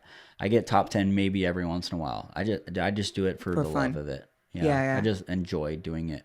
I mean, it was fun. It was definitely fun. Yeah, To yeah. be invited as a female. I don't think if you go into it like, I have to place high or I'm not going to fucking do it again type shit. Like Yeah. if you have that mindset about it, I feel like you're doing it for the wrong reasons. Yeah, totally. Like I can go and like drop my bike or and I know it's gonna fuck my run up, but I'm gonna keep shredding, dude. I'm having fun. Like that's all I'm doing it for. I love type, that. If you do it for the wrong intentions, you know what I mean? Like you shouldn't just don't do it at all. Oh fuck! I was supposed to ask you a question about that. I know, but I want to finish what you were saying. Finish. And then if you Okay, gotcha. well, I want to finish what you were talking about just now. I interrupted you, but yeah. That's just weird to me, dude. Like, don't take that fucking spot from somebody else who would do it for the right reasons. Yeah. If you're gonna do it for the wrong reasons, just don't fucking do it at all. You know what I mean? Like, fuck that. Because then now you're just wasting your time, our time, everyone else's time. Like, yeah, we go out there to compete and like we want to place well and we want to do well and we want to win money and we want to do it like. But if that's all you're fucking focused on, like you're not there for the fun of it and like having a good time with your boys and shit like that. Like, in my opinion. That's just way too like of a competitive mindset, and you're probably a sore loser at that point, maybe, or all as well. And just like, why waste that fucking spot? Why waste your time? Why waste anything? Like, and it's cool, like, yeah, if you're super duper good and that's how you are, and you're gonna place well and shit like that, like, cool, whatever, like, yeah, do your thing. And everyone rides their own ride and stuff like that. But like, I just personally enjoy it for what it is and not how well I do. I don't give a fuck how well I do. Like, I go out there and I, cheer for my buddies and shit, like, and do all that. Like, I'm competing against them. Why are you cheering for them? Because I'm not competing against them. I'm competing with them. Yeah. At the end of the day, like, they're not on my team, but they're on my team. Like, I want them to do as well as they possibly can. Just I hope they want me to do as well as I possibly can. How do you cultivate that mindset? Because I'll tell you straight up, I was that person before. Yeah. Like, not in the brawl, but like when I rode, I was sure as hell competing with all the other females. Yeah. Like, I was not like ready to be not be the best. Yeah. Like, and I can understand that, I guess there people are just naturally more competitive and they want to be, they want to be the winner and they want to be that person or whatever. And then some just people aren't, I guess. And that's fine. How do you get there? Or is that just something I think it's just in you, maybe. Like, well, I feel like you said that you started that way and now you're not. You know what I mean? I think. Yeah, you're right. I think once you get when you get into it, like you can kind of just change your mindset after over time or something. You know what I think changed me is, and I've talked about this on the podcast before, but like for me, when I first started, it was only like 10 chicks in the whole fucking world, including Sarah Lazito. Right. So like, she was off the charts, so none of us females even thought of her as competition. Yeah. She's just on another planet. But if there's only 10 chicks and you have the chance to be the best in the fucking world, you're gonna do anything to be in that spot. That would make a big difference. Whatever the spot is, whatever that spot is, it's only temporary because it takes so hard to stay there. Oh yeah. It's so much effort that you get so fucking burnt out. And that's why I think I had to retire when I had kids, because I'm like, I can't maintain this spot no more. Yeah. Like, this is too fucking hard with kids. Yeah. And like, you have to ride every fucking day. Like hard. Every day. Yeah. 6 days a week, dude. Time I would check off every time I'd ride just to see. Yeah. I took 4 days off in 1 month. Yeah. And that was because someone fucking planned a birthday party and like some other but shit. That's dope though. That was your drive. That was your, how you fulfilled your passion for it, right? Yeah. So for me, it was I don't think from start to finish it was personally it was never like that for me. Well, see, that's where it's different now. So coming back from retirement, there's so many girls. Like, I don't even know them all, and I'm sorry if I'm not following you. No offense. There's just so many now. Yeah. And it's like, it's dope as fuck to see, but it definitely relieves the pressure a little bit because you're not on the spotlight where you feel like everyone's watching you and everyone's watching you and all the other 10 female riders and like, oh, she's the best. Oh, now she's the best. Like, you feel that internal thought in your mind, so like maybe that's how because Bruce never felt that way either. I've never felt that way. And then another thing too is maybe you're just overthinking it. Maybe I'm just fucked up. Maybe at that time you were just overthinking it because what if nobody was thinking that way? No, I don't think anyone really was, and I talk about this a lot. Yeah, and now that you're progressed into it and it's out of your life almost, like you don't think about it anymore. You can kind of step back and be like, well, I think it was a void I was feeling, and my nemesis, my arch nemesis, Ashley, we're like BFFs now. Yeah. And we talk about it like, what the fuck was wrong with us? Because she would go tit for tat with me, Right. And I think we dropped it down because we talked some deep mindset shit now. Yeah. And it's like, I think it's a void that we were feeling, like. Like deep down, emptiness or like some sort of insecurity. Maybe. Yeah. I don't know. Anyways. I think it's different for men and women. Everything's different for men and women. Obviously, like women think about things this way, men think about things this way or whatever. And then obviously just that person, it doesn't matter, I guess, if you're a man or a woman, just how you think about things or how you go into, how you go into it, thinking about things. Like I said, for me, it was never competition. You know what I mean? It was never like I want to be better than you or I have to be better than you. Yeah. Like I want my friends to be better than me. Yeah. Like I ride with people who are better than me intentionally because I want to be better myself. Right. Yeah. And then I love seeing my friends progress and I love seeing my friends kill it. Like, so that's funny. I seen Bruce when we were out at Durango. I don't know if you ever seen the video. I'm sure you've seen pictures or videos or whatever of it. I seen Bruce struggling with on his first run, keeping the one bike up and then dragging the next bike in and then having both the bikes. You know what I mean? It's like that show, like stopper, like hell yeah, that's gangster shit, right? Well, I seen him struggling because his bike didn't want to stay up. Mm-hmm. So, the first thing I thought of was, how can I fucking help him? Mm-hmm. You know what I mean? Like that's my competition. He's supposed to be like, I'm supposed to be doing better than him. I want to beat him, right? But like for me, it was never like that. You know what I mean? So instantly, as soon as I fucking see him struggle with that in his first run, I mean, I don't think he's even out of the gate yet. And I ran over to him. I'm like, yo, I'll hold your fucking bike, bro. I'll catch your bike, yeah. Yeah, I'll hold your bike for you. Roll it in, park it. I'll fucking run out there. I'll hold it. Go get your other bike. Roll it in and park it. And I'll just hold your bike for you. You know what I mean? Like, I'm not like helping your run. Like, I'm not like doing a trick or anything. Like, I'm just holding your bike. Yeah. But it's like that mindset of like, lifting each other up. I just want to see my friends win. It's mindset shift. Yeah. And for some people it's either you have it or you don't. And then for some people it's like, if you're an adult about it, you can step back and be like, think about it and be like, how can I be more like that? Or like totally throughout life, you have to teach yourself, obviously, like different ways of thinking or different ways of acting and stuff like that as well.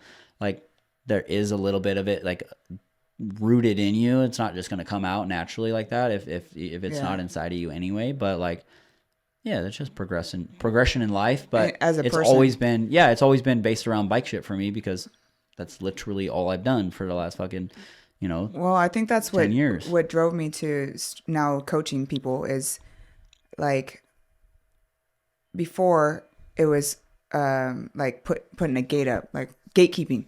Mm-hmm. Like I would help girls around me, but you would be damned if I shared that shit on the internet on how to do something because then Ashley might hear it. One time I fucking remember this shit. I posted a Ralph Louis and how to get the extension on your Ralph Louis. And this bitch went and took my damn video and then she got her Ralph Louis, you know? I'm like, damn, see, I'm not sharing shit on you know, I start gatekeeping.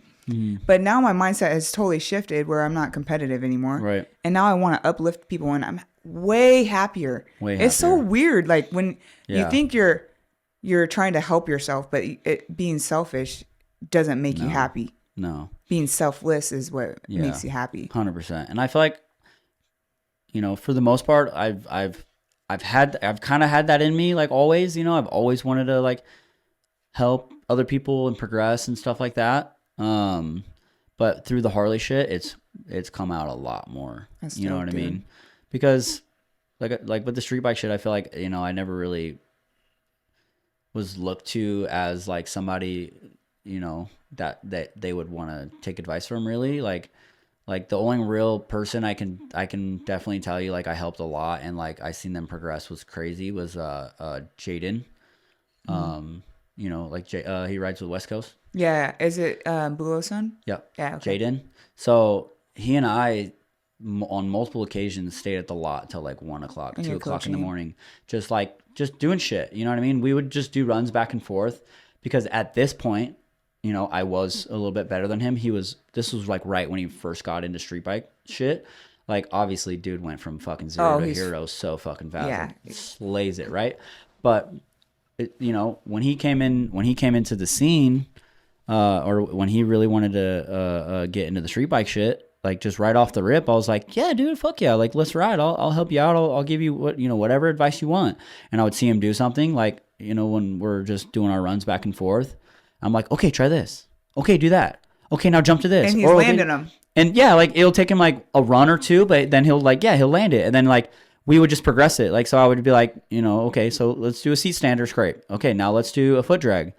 And he would do it. And I'm like, okay, well, bring your foot back further. Get it behind the bike instead of beside the bike. So then he would do it. And then he would scrape it. And then I'm like, dude, you're killing it. And then I would just gave him I opened my fucking Bible for him. And now he's, you know, not because I don't want to take any credit, not because of me, because of himself. Yeah. Because he had that drive and he had that passion and he fucking stayed at the lot with me until 1, 2 o'clock in the morning and we just had fun. Yeah, we just had fun putting in work. So you know that feeling that when he would land the trick after you gave him advice, that feeling, almost like a proud father. Yeah. Like when you teach your child something. So I love it. It's such a good feeling and happiness. That's what I'm addicted to now. Yeah. That's why I love helping people now. It's 100%. Just so fucking dope. Yeah. Dude. Even on rides when I'm like super vibing, bro, I'll see someone struggling with something. Like especially rollers, because rollers are not easy. No. Like they're really not. I need help. Yeah. Help me. I got you. Whenever I'm out here, we'll go fuck around at the lot. But, you know, they're really not easy. Everyone thinks that they are. No. But there's just so many fundamentals to really getting like a nice roller. You know what I mean? That, you know, if I see someone struggling, like I'll just throw them some pointers and say, you know, sometimes they'll have that attitude of like, oh yeah, I'm just doing that. Or oh yeah. I've been doing that. Yeah, I know. Yeah, I'm good. Whatever. I'm like, all right, cool. Like, it doesn't bother me. Like you're saving me time in the end.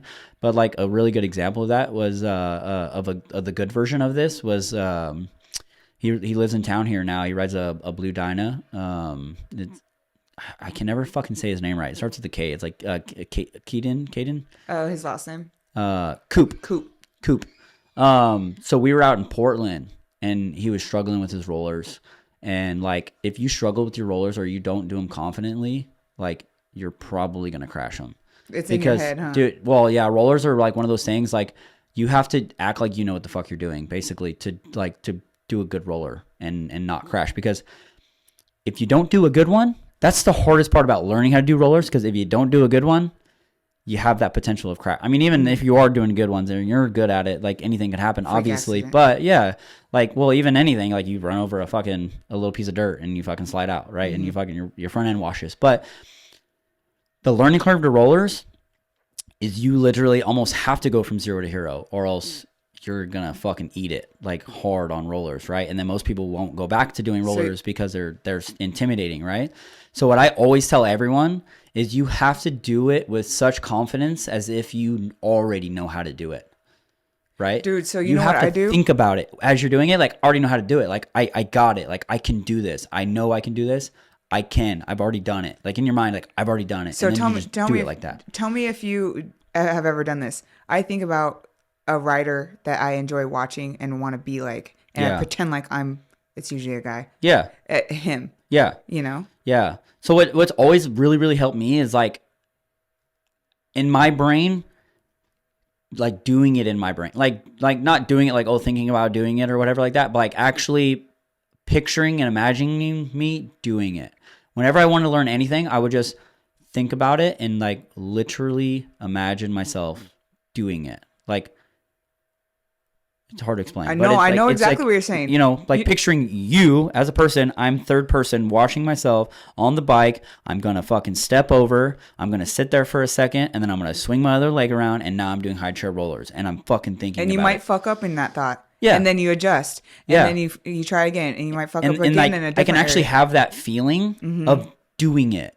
Like, when I think about it, like, it almost manifests that feeling of before I've even done it, or like maybe I've tried it a few times, but before I've actually done it, I can like think about it and manifest that feeling of like, of actually doing it. And then like inside of me emotionally, it feels like I did it. No, you know, it's weird. they did an experiment on that. Yeah.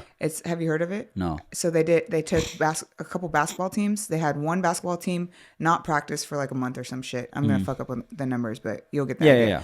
So one basketball team didn't practice at all. One basketball team or didn't practice free throws at all. One basketball team practiced every single day for X amount of hours a day, or 1 hour a day, let's say. Yeah. And then the other basketball team just think about practicing free throws for an hour a day and adjusting, just like you were saying. And the ones that didn't practice at all obviously did not get better. Right. The ones that practice physically every day, they got a little bit better, like average. Right. The ones that actually thought about it got better than the ones that practiced that's physically, because you can actually adjust and make it happen in your mind. Whereas if you're practicing physically, you're fucking up. Yeah. You know? Yeah. 100%. So you're not you're practicing bad habits in real life. Honestly, you know. Whereas if you're practicing your mind, you're like, okay, I fucked up it's there. like you're taking a step back. You're really, really, really dissecting what you're doing and like making adjustments before you put it into play. Yes. That makes sense. Isn't For that sure. fucking mind-blowing, I dude? literally feel like that's what I do. It probably is, dude. It's weird. Like I didn't like really know like about that experiment, but I honestly 100% I really feel like I kind of do that. You know what's fucking nuts? That's what Bruce taught me, all that type of shit. Yeah. All the mindset shit. And it's really just stunt it's like manifesting it. You know what I mean? Like Yeah. I kind of, you know, I'm a believer in like that manifestation shit. Like really, like if you put it out there, you know, it's very, very, very, it's a lot more likely it's going to happen than if you just fucking keep it in. You know what I mean? Like Totally. For sure. But like, yeah, that's like you said. And then all that plus having a good fucking mentor, dude, you're going to slay. Yeah. You know what I mean? You're going to fucking slay. What advice would you, oh shit, we've been going for hella long. My fucking timer turned off. All good. Yeah. I already missed my flight, so I'll fly out tomorrow. Well, what advice would you give to a new stunt rider that might, I saw a thread on a Facebook group, Get a Gary posted it, like what advice would you give to someone that has, or have you gotten that has really helped you as a stunt rider? Advice that I would give to someone who wants to learn something or who's trying to, you know, become a stunt rider or get better or whatever like that is just straight up ask questions. Straight up. Like, just don't be scared to ask.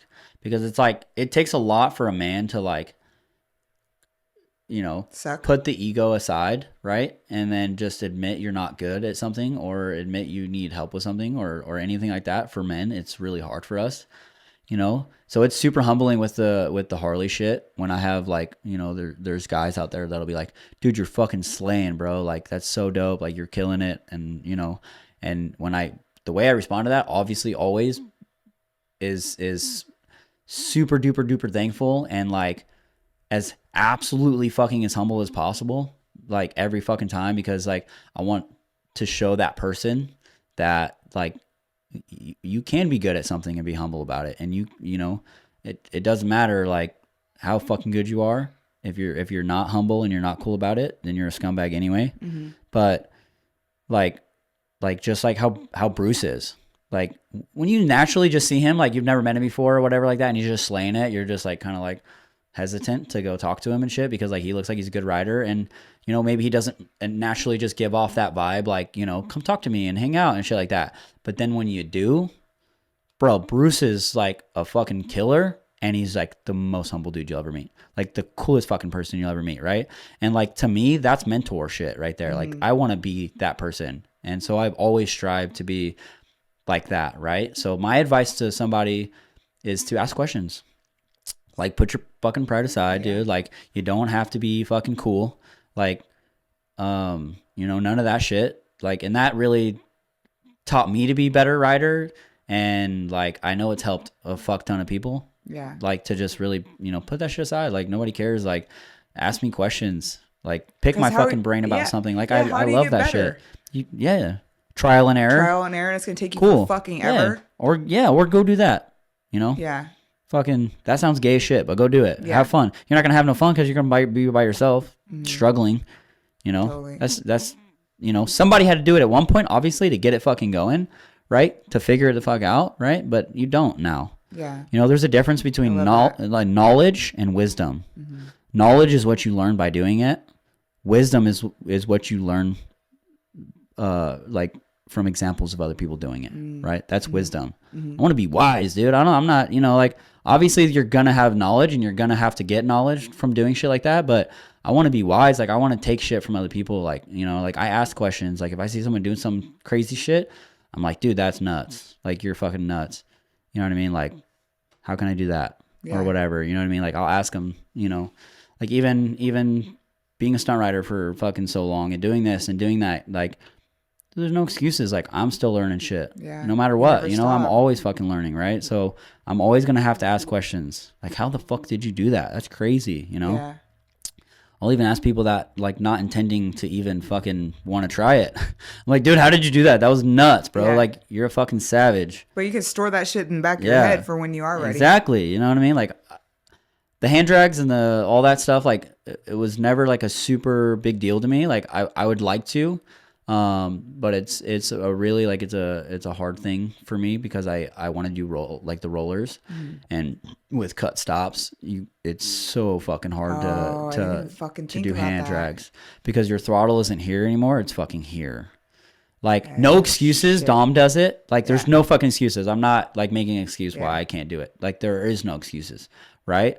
But it's just like, you know, It made it a little bit too hard. Like it made it harder for me to do it, to where like I almost crashed a few times, like good crashes, like because it's like so deep in here, you know, and the wheel is so fucking far out that way, you know, like you would have to readjust your entire body to the left and to compensate the wheel being out, and it's just like I don't know, I haven't like try to apply it. You don't care enough about the trick to even. I didn't. Yeah, I don't care about enough about the trick, but like. If I was going to do it, I would talk to Dom about it, right? Yeah. Why wouldn't I? Yeah. Like, it doesn't matter who I am or how long I've been doing it or this or that. Like, fuck all that. That shit's gay as fuck. Yeah. I would talk to Dom and I'd ask him, dude, how do you fucking do it without stops, bro? That's crazy. And he's going to tell me. He's going to tell me, well, you need to probably readjust your body. You know, you need to nice and slowly get into that position. Maybe. Or maybe he grabs the throttle at a different spot. Yeah, like anything, you know what I mean? Like maybe like, he has something like I actually grip my throttle at a different spot so that when it's in that position, it's comfortable. And how long would that have took me to figure the fuck out myself? Fucking forever, right? So it's like, dude, it doesn't matter who, how, when, where, why, who the fuck you are. It doesn't matter. None of that shit. Like, if you want to learn, you got to ask questions. So where do you think you're gonna take your riding from here? I'm going to the handbrake.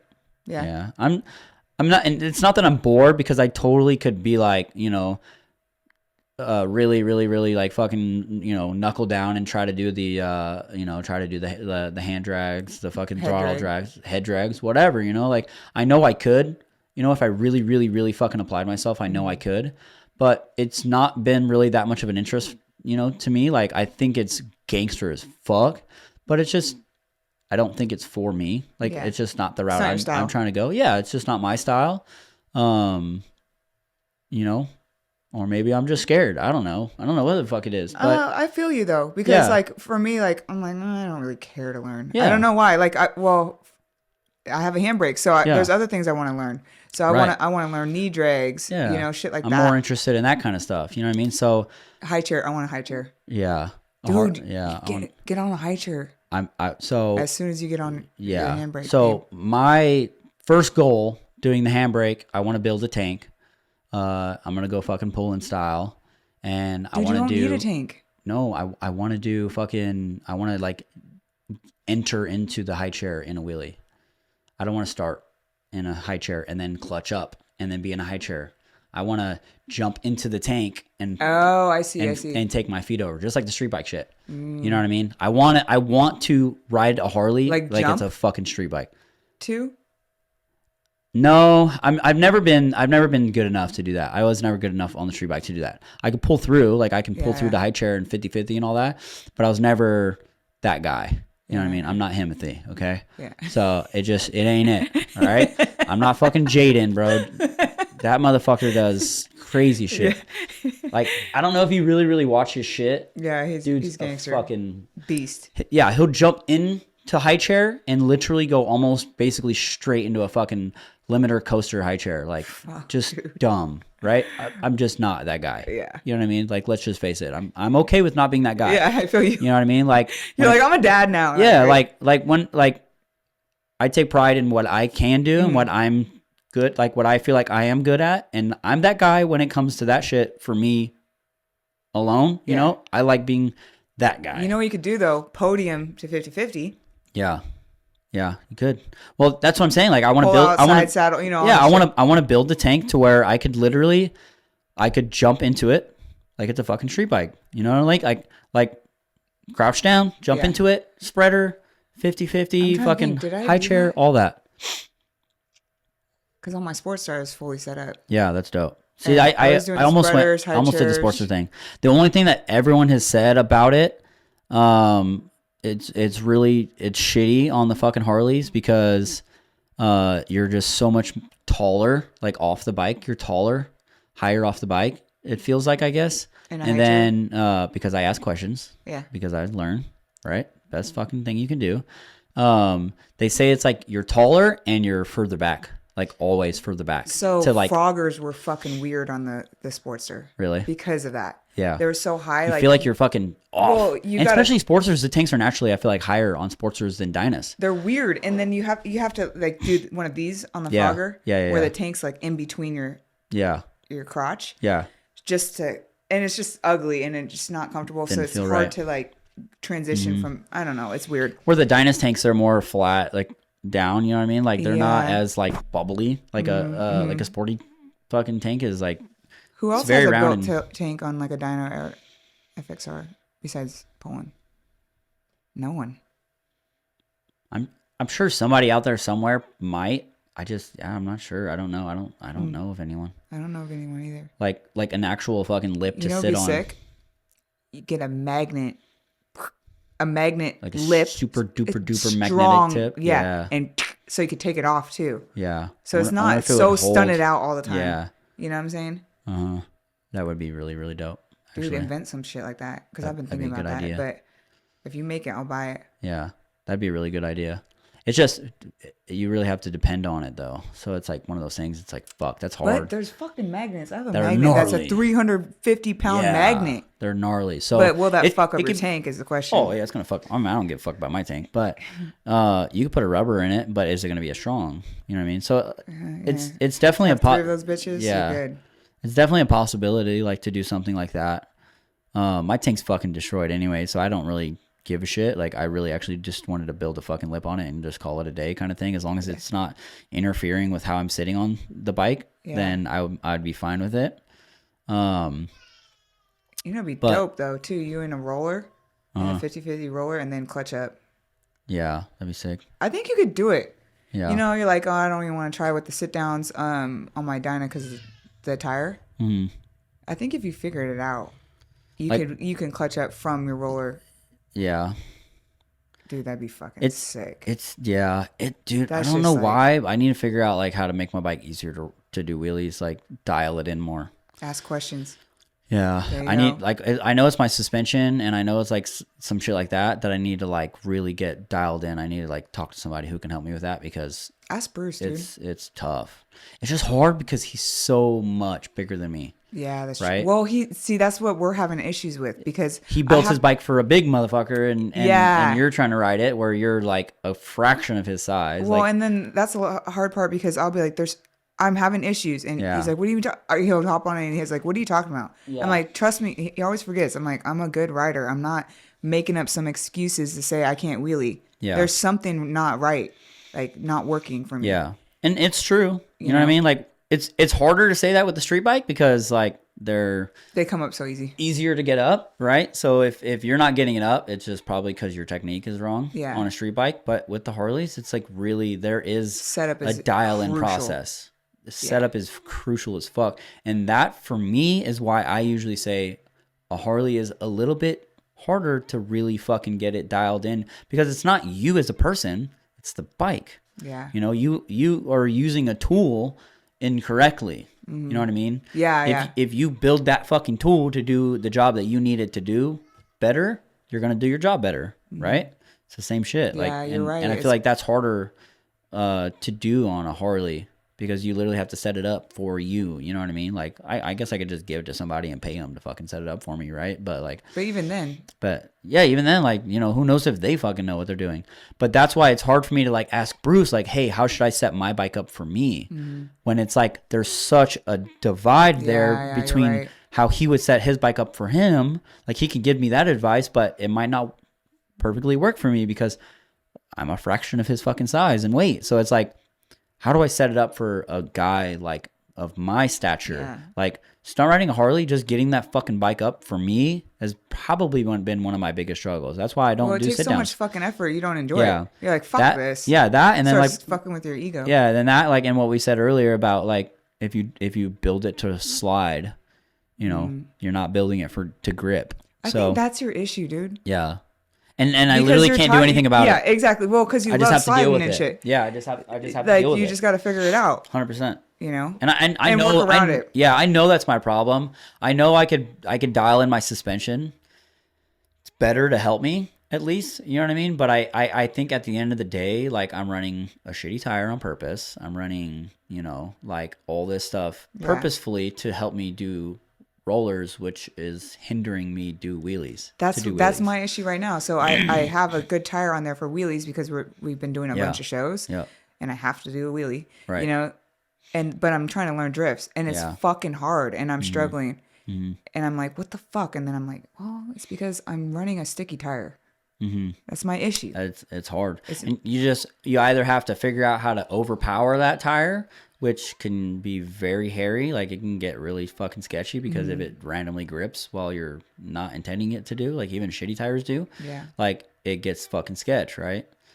But like, I think another like a piece of advice that someone told me one time when they were doing like drifting on like a more sticky tire too was to really fucking like Lean it. like get your nuts on the fucking tank. Like, be basically as you're drifting that's what people say to to me. get as far forward as possible. And that's why I run the seat that I run, you know, with the grip that I run.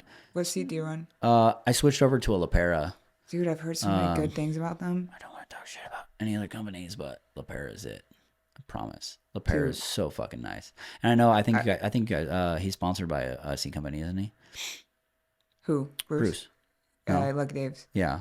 And I mean, I'm not. And, No. I've never tried. I've never tried a Lucky Dave, so I don't know. Trust that might me, be the fucking LaPera the caught shit. my attention. But They've the caught way my LaPera attention. builds their seats are fucking prime. They're for stunt riders. They're more narrow in the front, so that your legs, when you're sitting up there, it locks you in there. And then it's got the tuck and roll gripper. Obviously, they're all doing and shit like that. But it's like, you know, between me and you, like the Saddleman shit, like they build their fucking seats out of plastic. It's uncomfortable. It's not that comfortable. It doesn't really do that good of a fucking job for what we're doing. And them being plastic, bro, I've literally ripped out the front and the back. Both of those pieces off the fucking... they're plastic. Because they're plastic. I've seen people complaining about that shit. You know, the LaPera's metal. Oh, shit. It's built fucking quality. I mean, you're going to pay for it. They're cheaper, too. You know that? Like $20 cheaper. Are they? Yeah.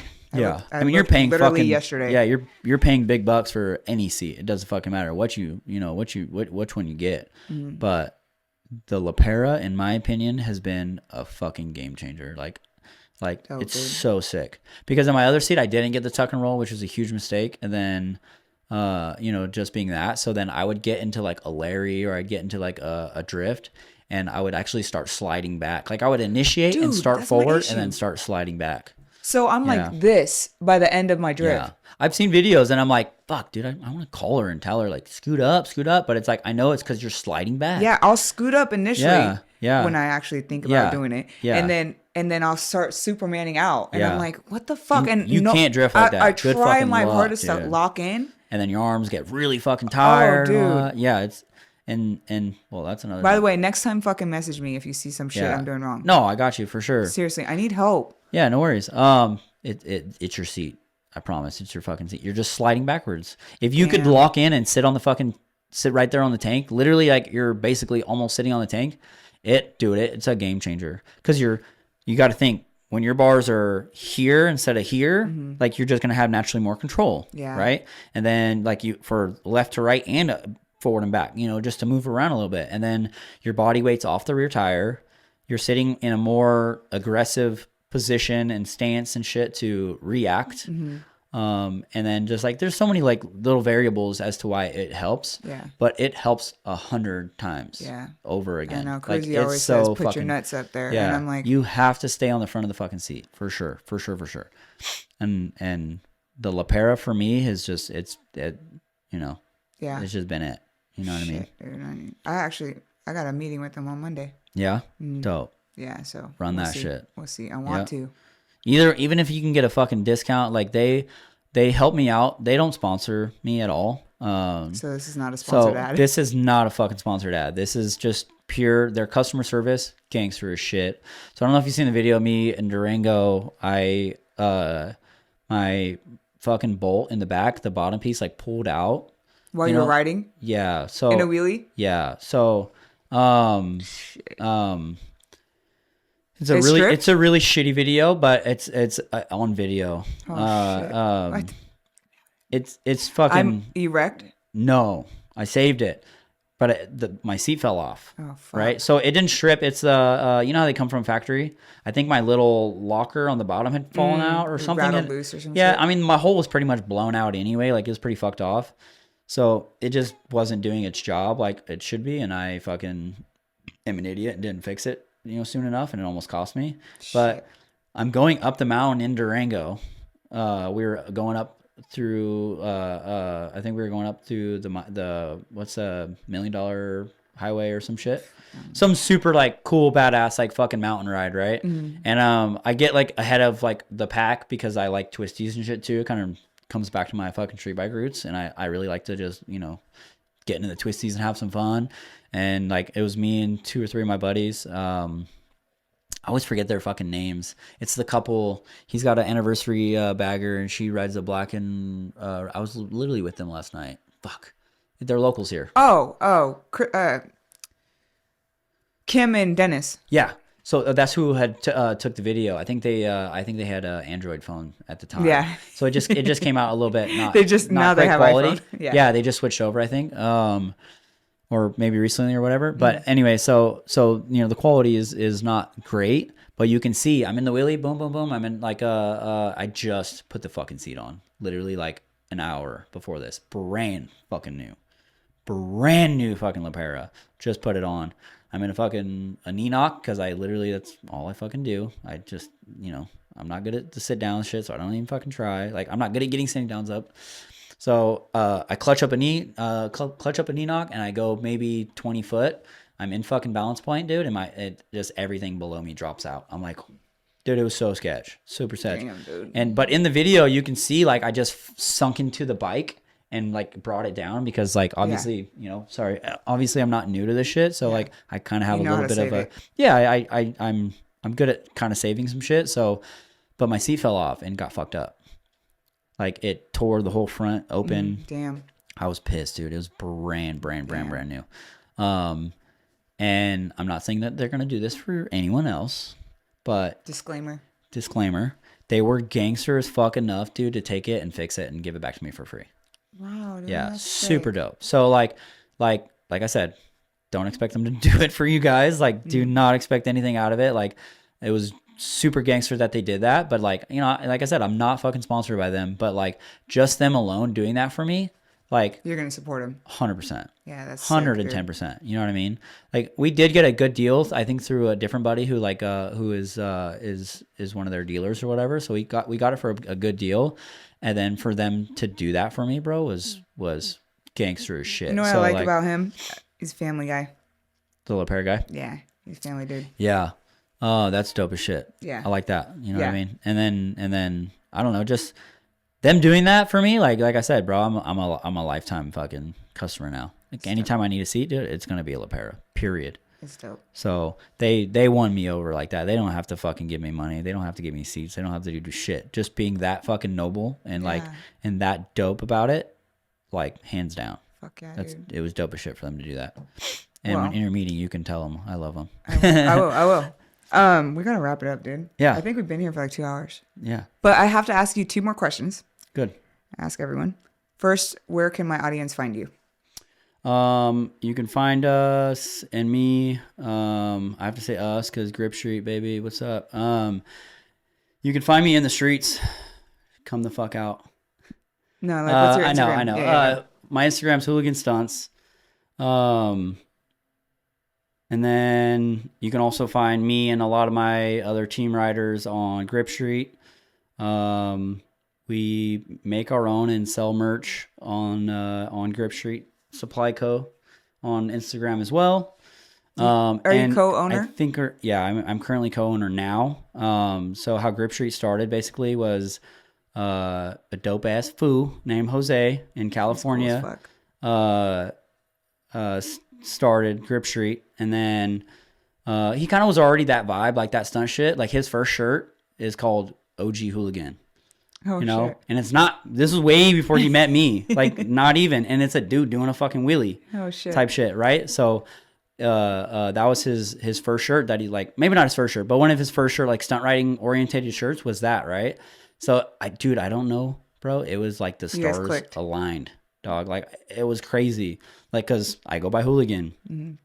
When I seen that shirt and I did this and I did that and I started talking to him, I wasn't his first, like, I know apparel sponsors aren't considered sponsors, right? But I wasn't his first, like, rider. Yeah. Well, we can get more into that too, but like, as of right now, currently, like, you know, he helps me travel. He helps all of our team riders travel and shit like that. So it's like, I don't give a fuck who you are, bro. If you're helping me, you're my sponsor. That's like, dope, dude. You can call it whatever the fuck you want to call it, but he and I are, you know, under the understanding that he is a sponsor. Yeah. He is also a really good friend of mine. And like, so you guys are partners. So we're partners now.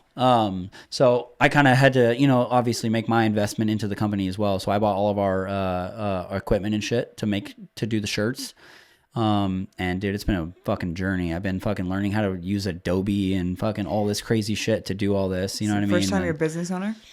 No, it's actually the second time. The first time ended fucking terribly. I owned a restaurant and it was the worst fucking thing I've ever done in my life. That's a fucking gnarly extreme first business. Don't ever do that. Yeah, especially not first. Brave, yeah, it was so we inherited some money, unfortunately, through a loss, and we wanted to use it well. We wanted to do something good with it.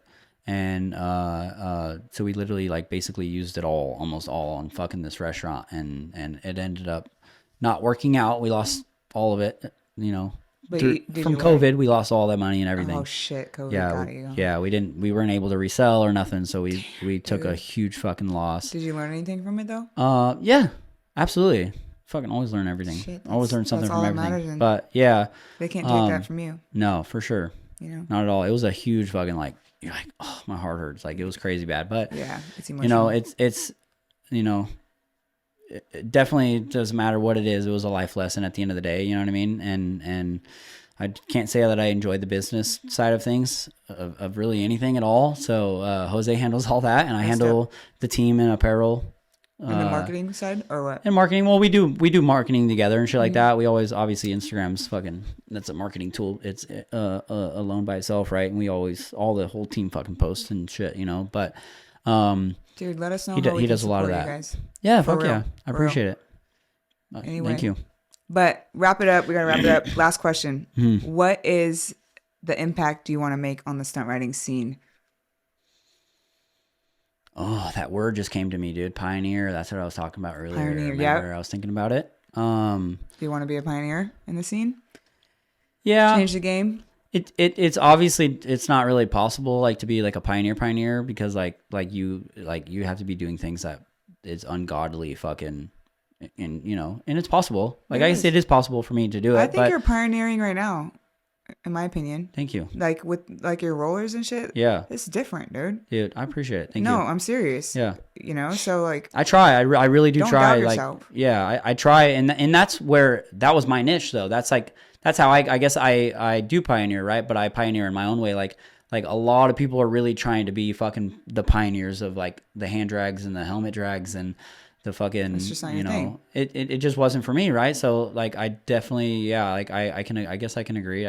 I wanted to, you know, kind of be more of a pioneer into the roller game, right? And you know, cutting your stops is not a like something that people view as like, you know, cool because you're gonna smash your tank and you're gonna do this and shit. And I'm just like, dude, I don't give a fuck. I want to ride my bike how I want to ride it, right? But you know, maybe we can make a fucking part out of that one day. You know what I mean? To help with that, right? To be able to do lock your bars in for hand drags and then unlock to fucking turn it off. Turn it all the way in and out. I've already thought of a bunch of shit. It just Dude, yeah, that would be that. sick. That would be sick.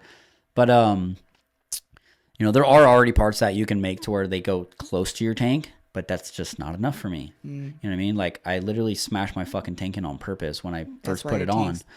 Yeah. Yeah. Well, you see on both sides. Well, the first time I ever broke my stop was I high sided and it snapped one of my stops off. And I'm like, well, it's sketchy as fuck. I'm not going to ride with one stop and not with one stop. So until I get another fucking triple tree, I just cut that stop.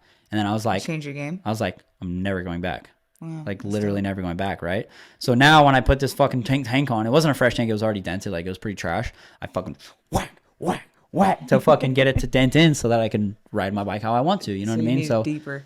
Yeah, so that's cool. Like I guess I can kind of like step back and, you know, say there is a little bit of a pioneering thing in there, I guess. So kind of change the game. Yeah, I think so. That's cool. I love that. Yeah, I try not to think of it like that because like I'm just stop being. I'm not that person. Dude. Yeah, I just. You know what I'm saying? It's I have to be. You know what I mean? Like I know, but there's got to be some sort of like legacy you leave behind. Yeah. You know. I agree. Because if you don't have, I mean, you don't want to get lost in the sauce. You know. Yeah. You're not doing this just for nothing. Right.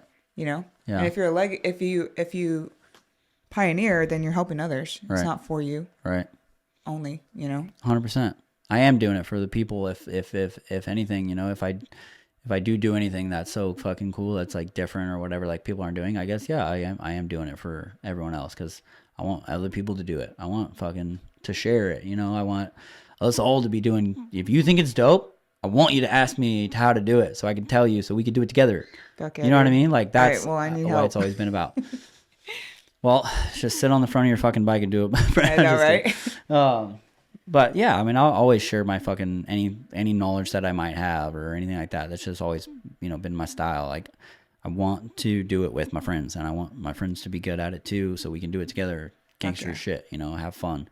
And that's just always what it's been about for me. And that's why I think the handbrake is going to be the next step because it just looks like a lot of fucking fun. I don't give dude. fuck Let's do what people handbrake say. shit together, dude. Yeah, I'm down. Thanks, Hooligan. Let's fucking get it. This is dope. Yeah, thank Appreciate you. it.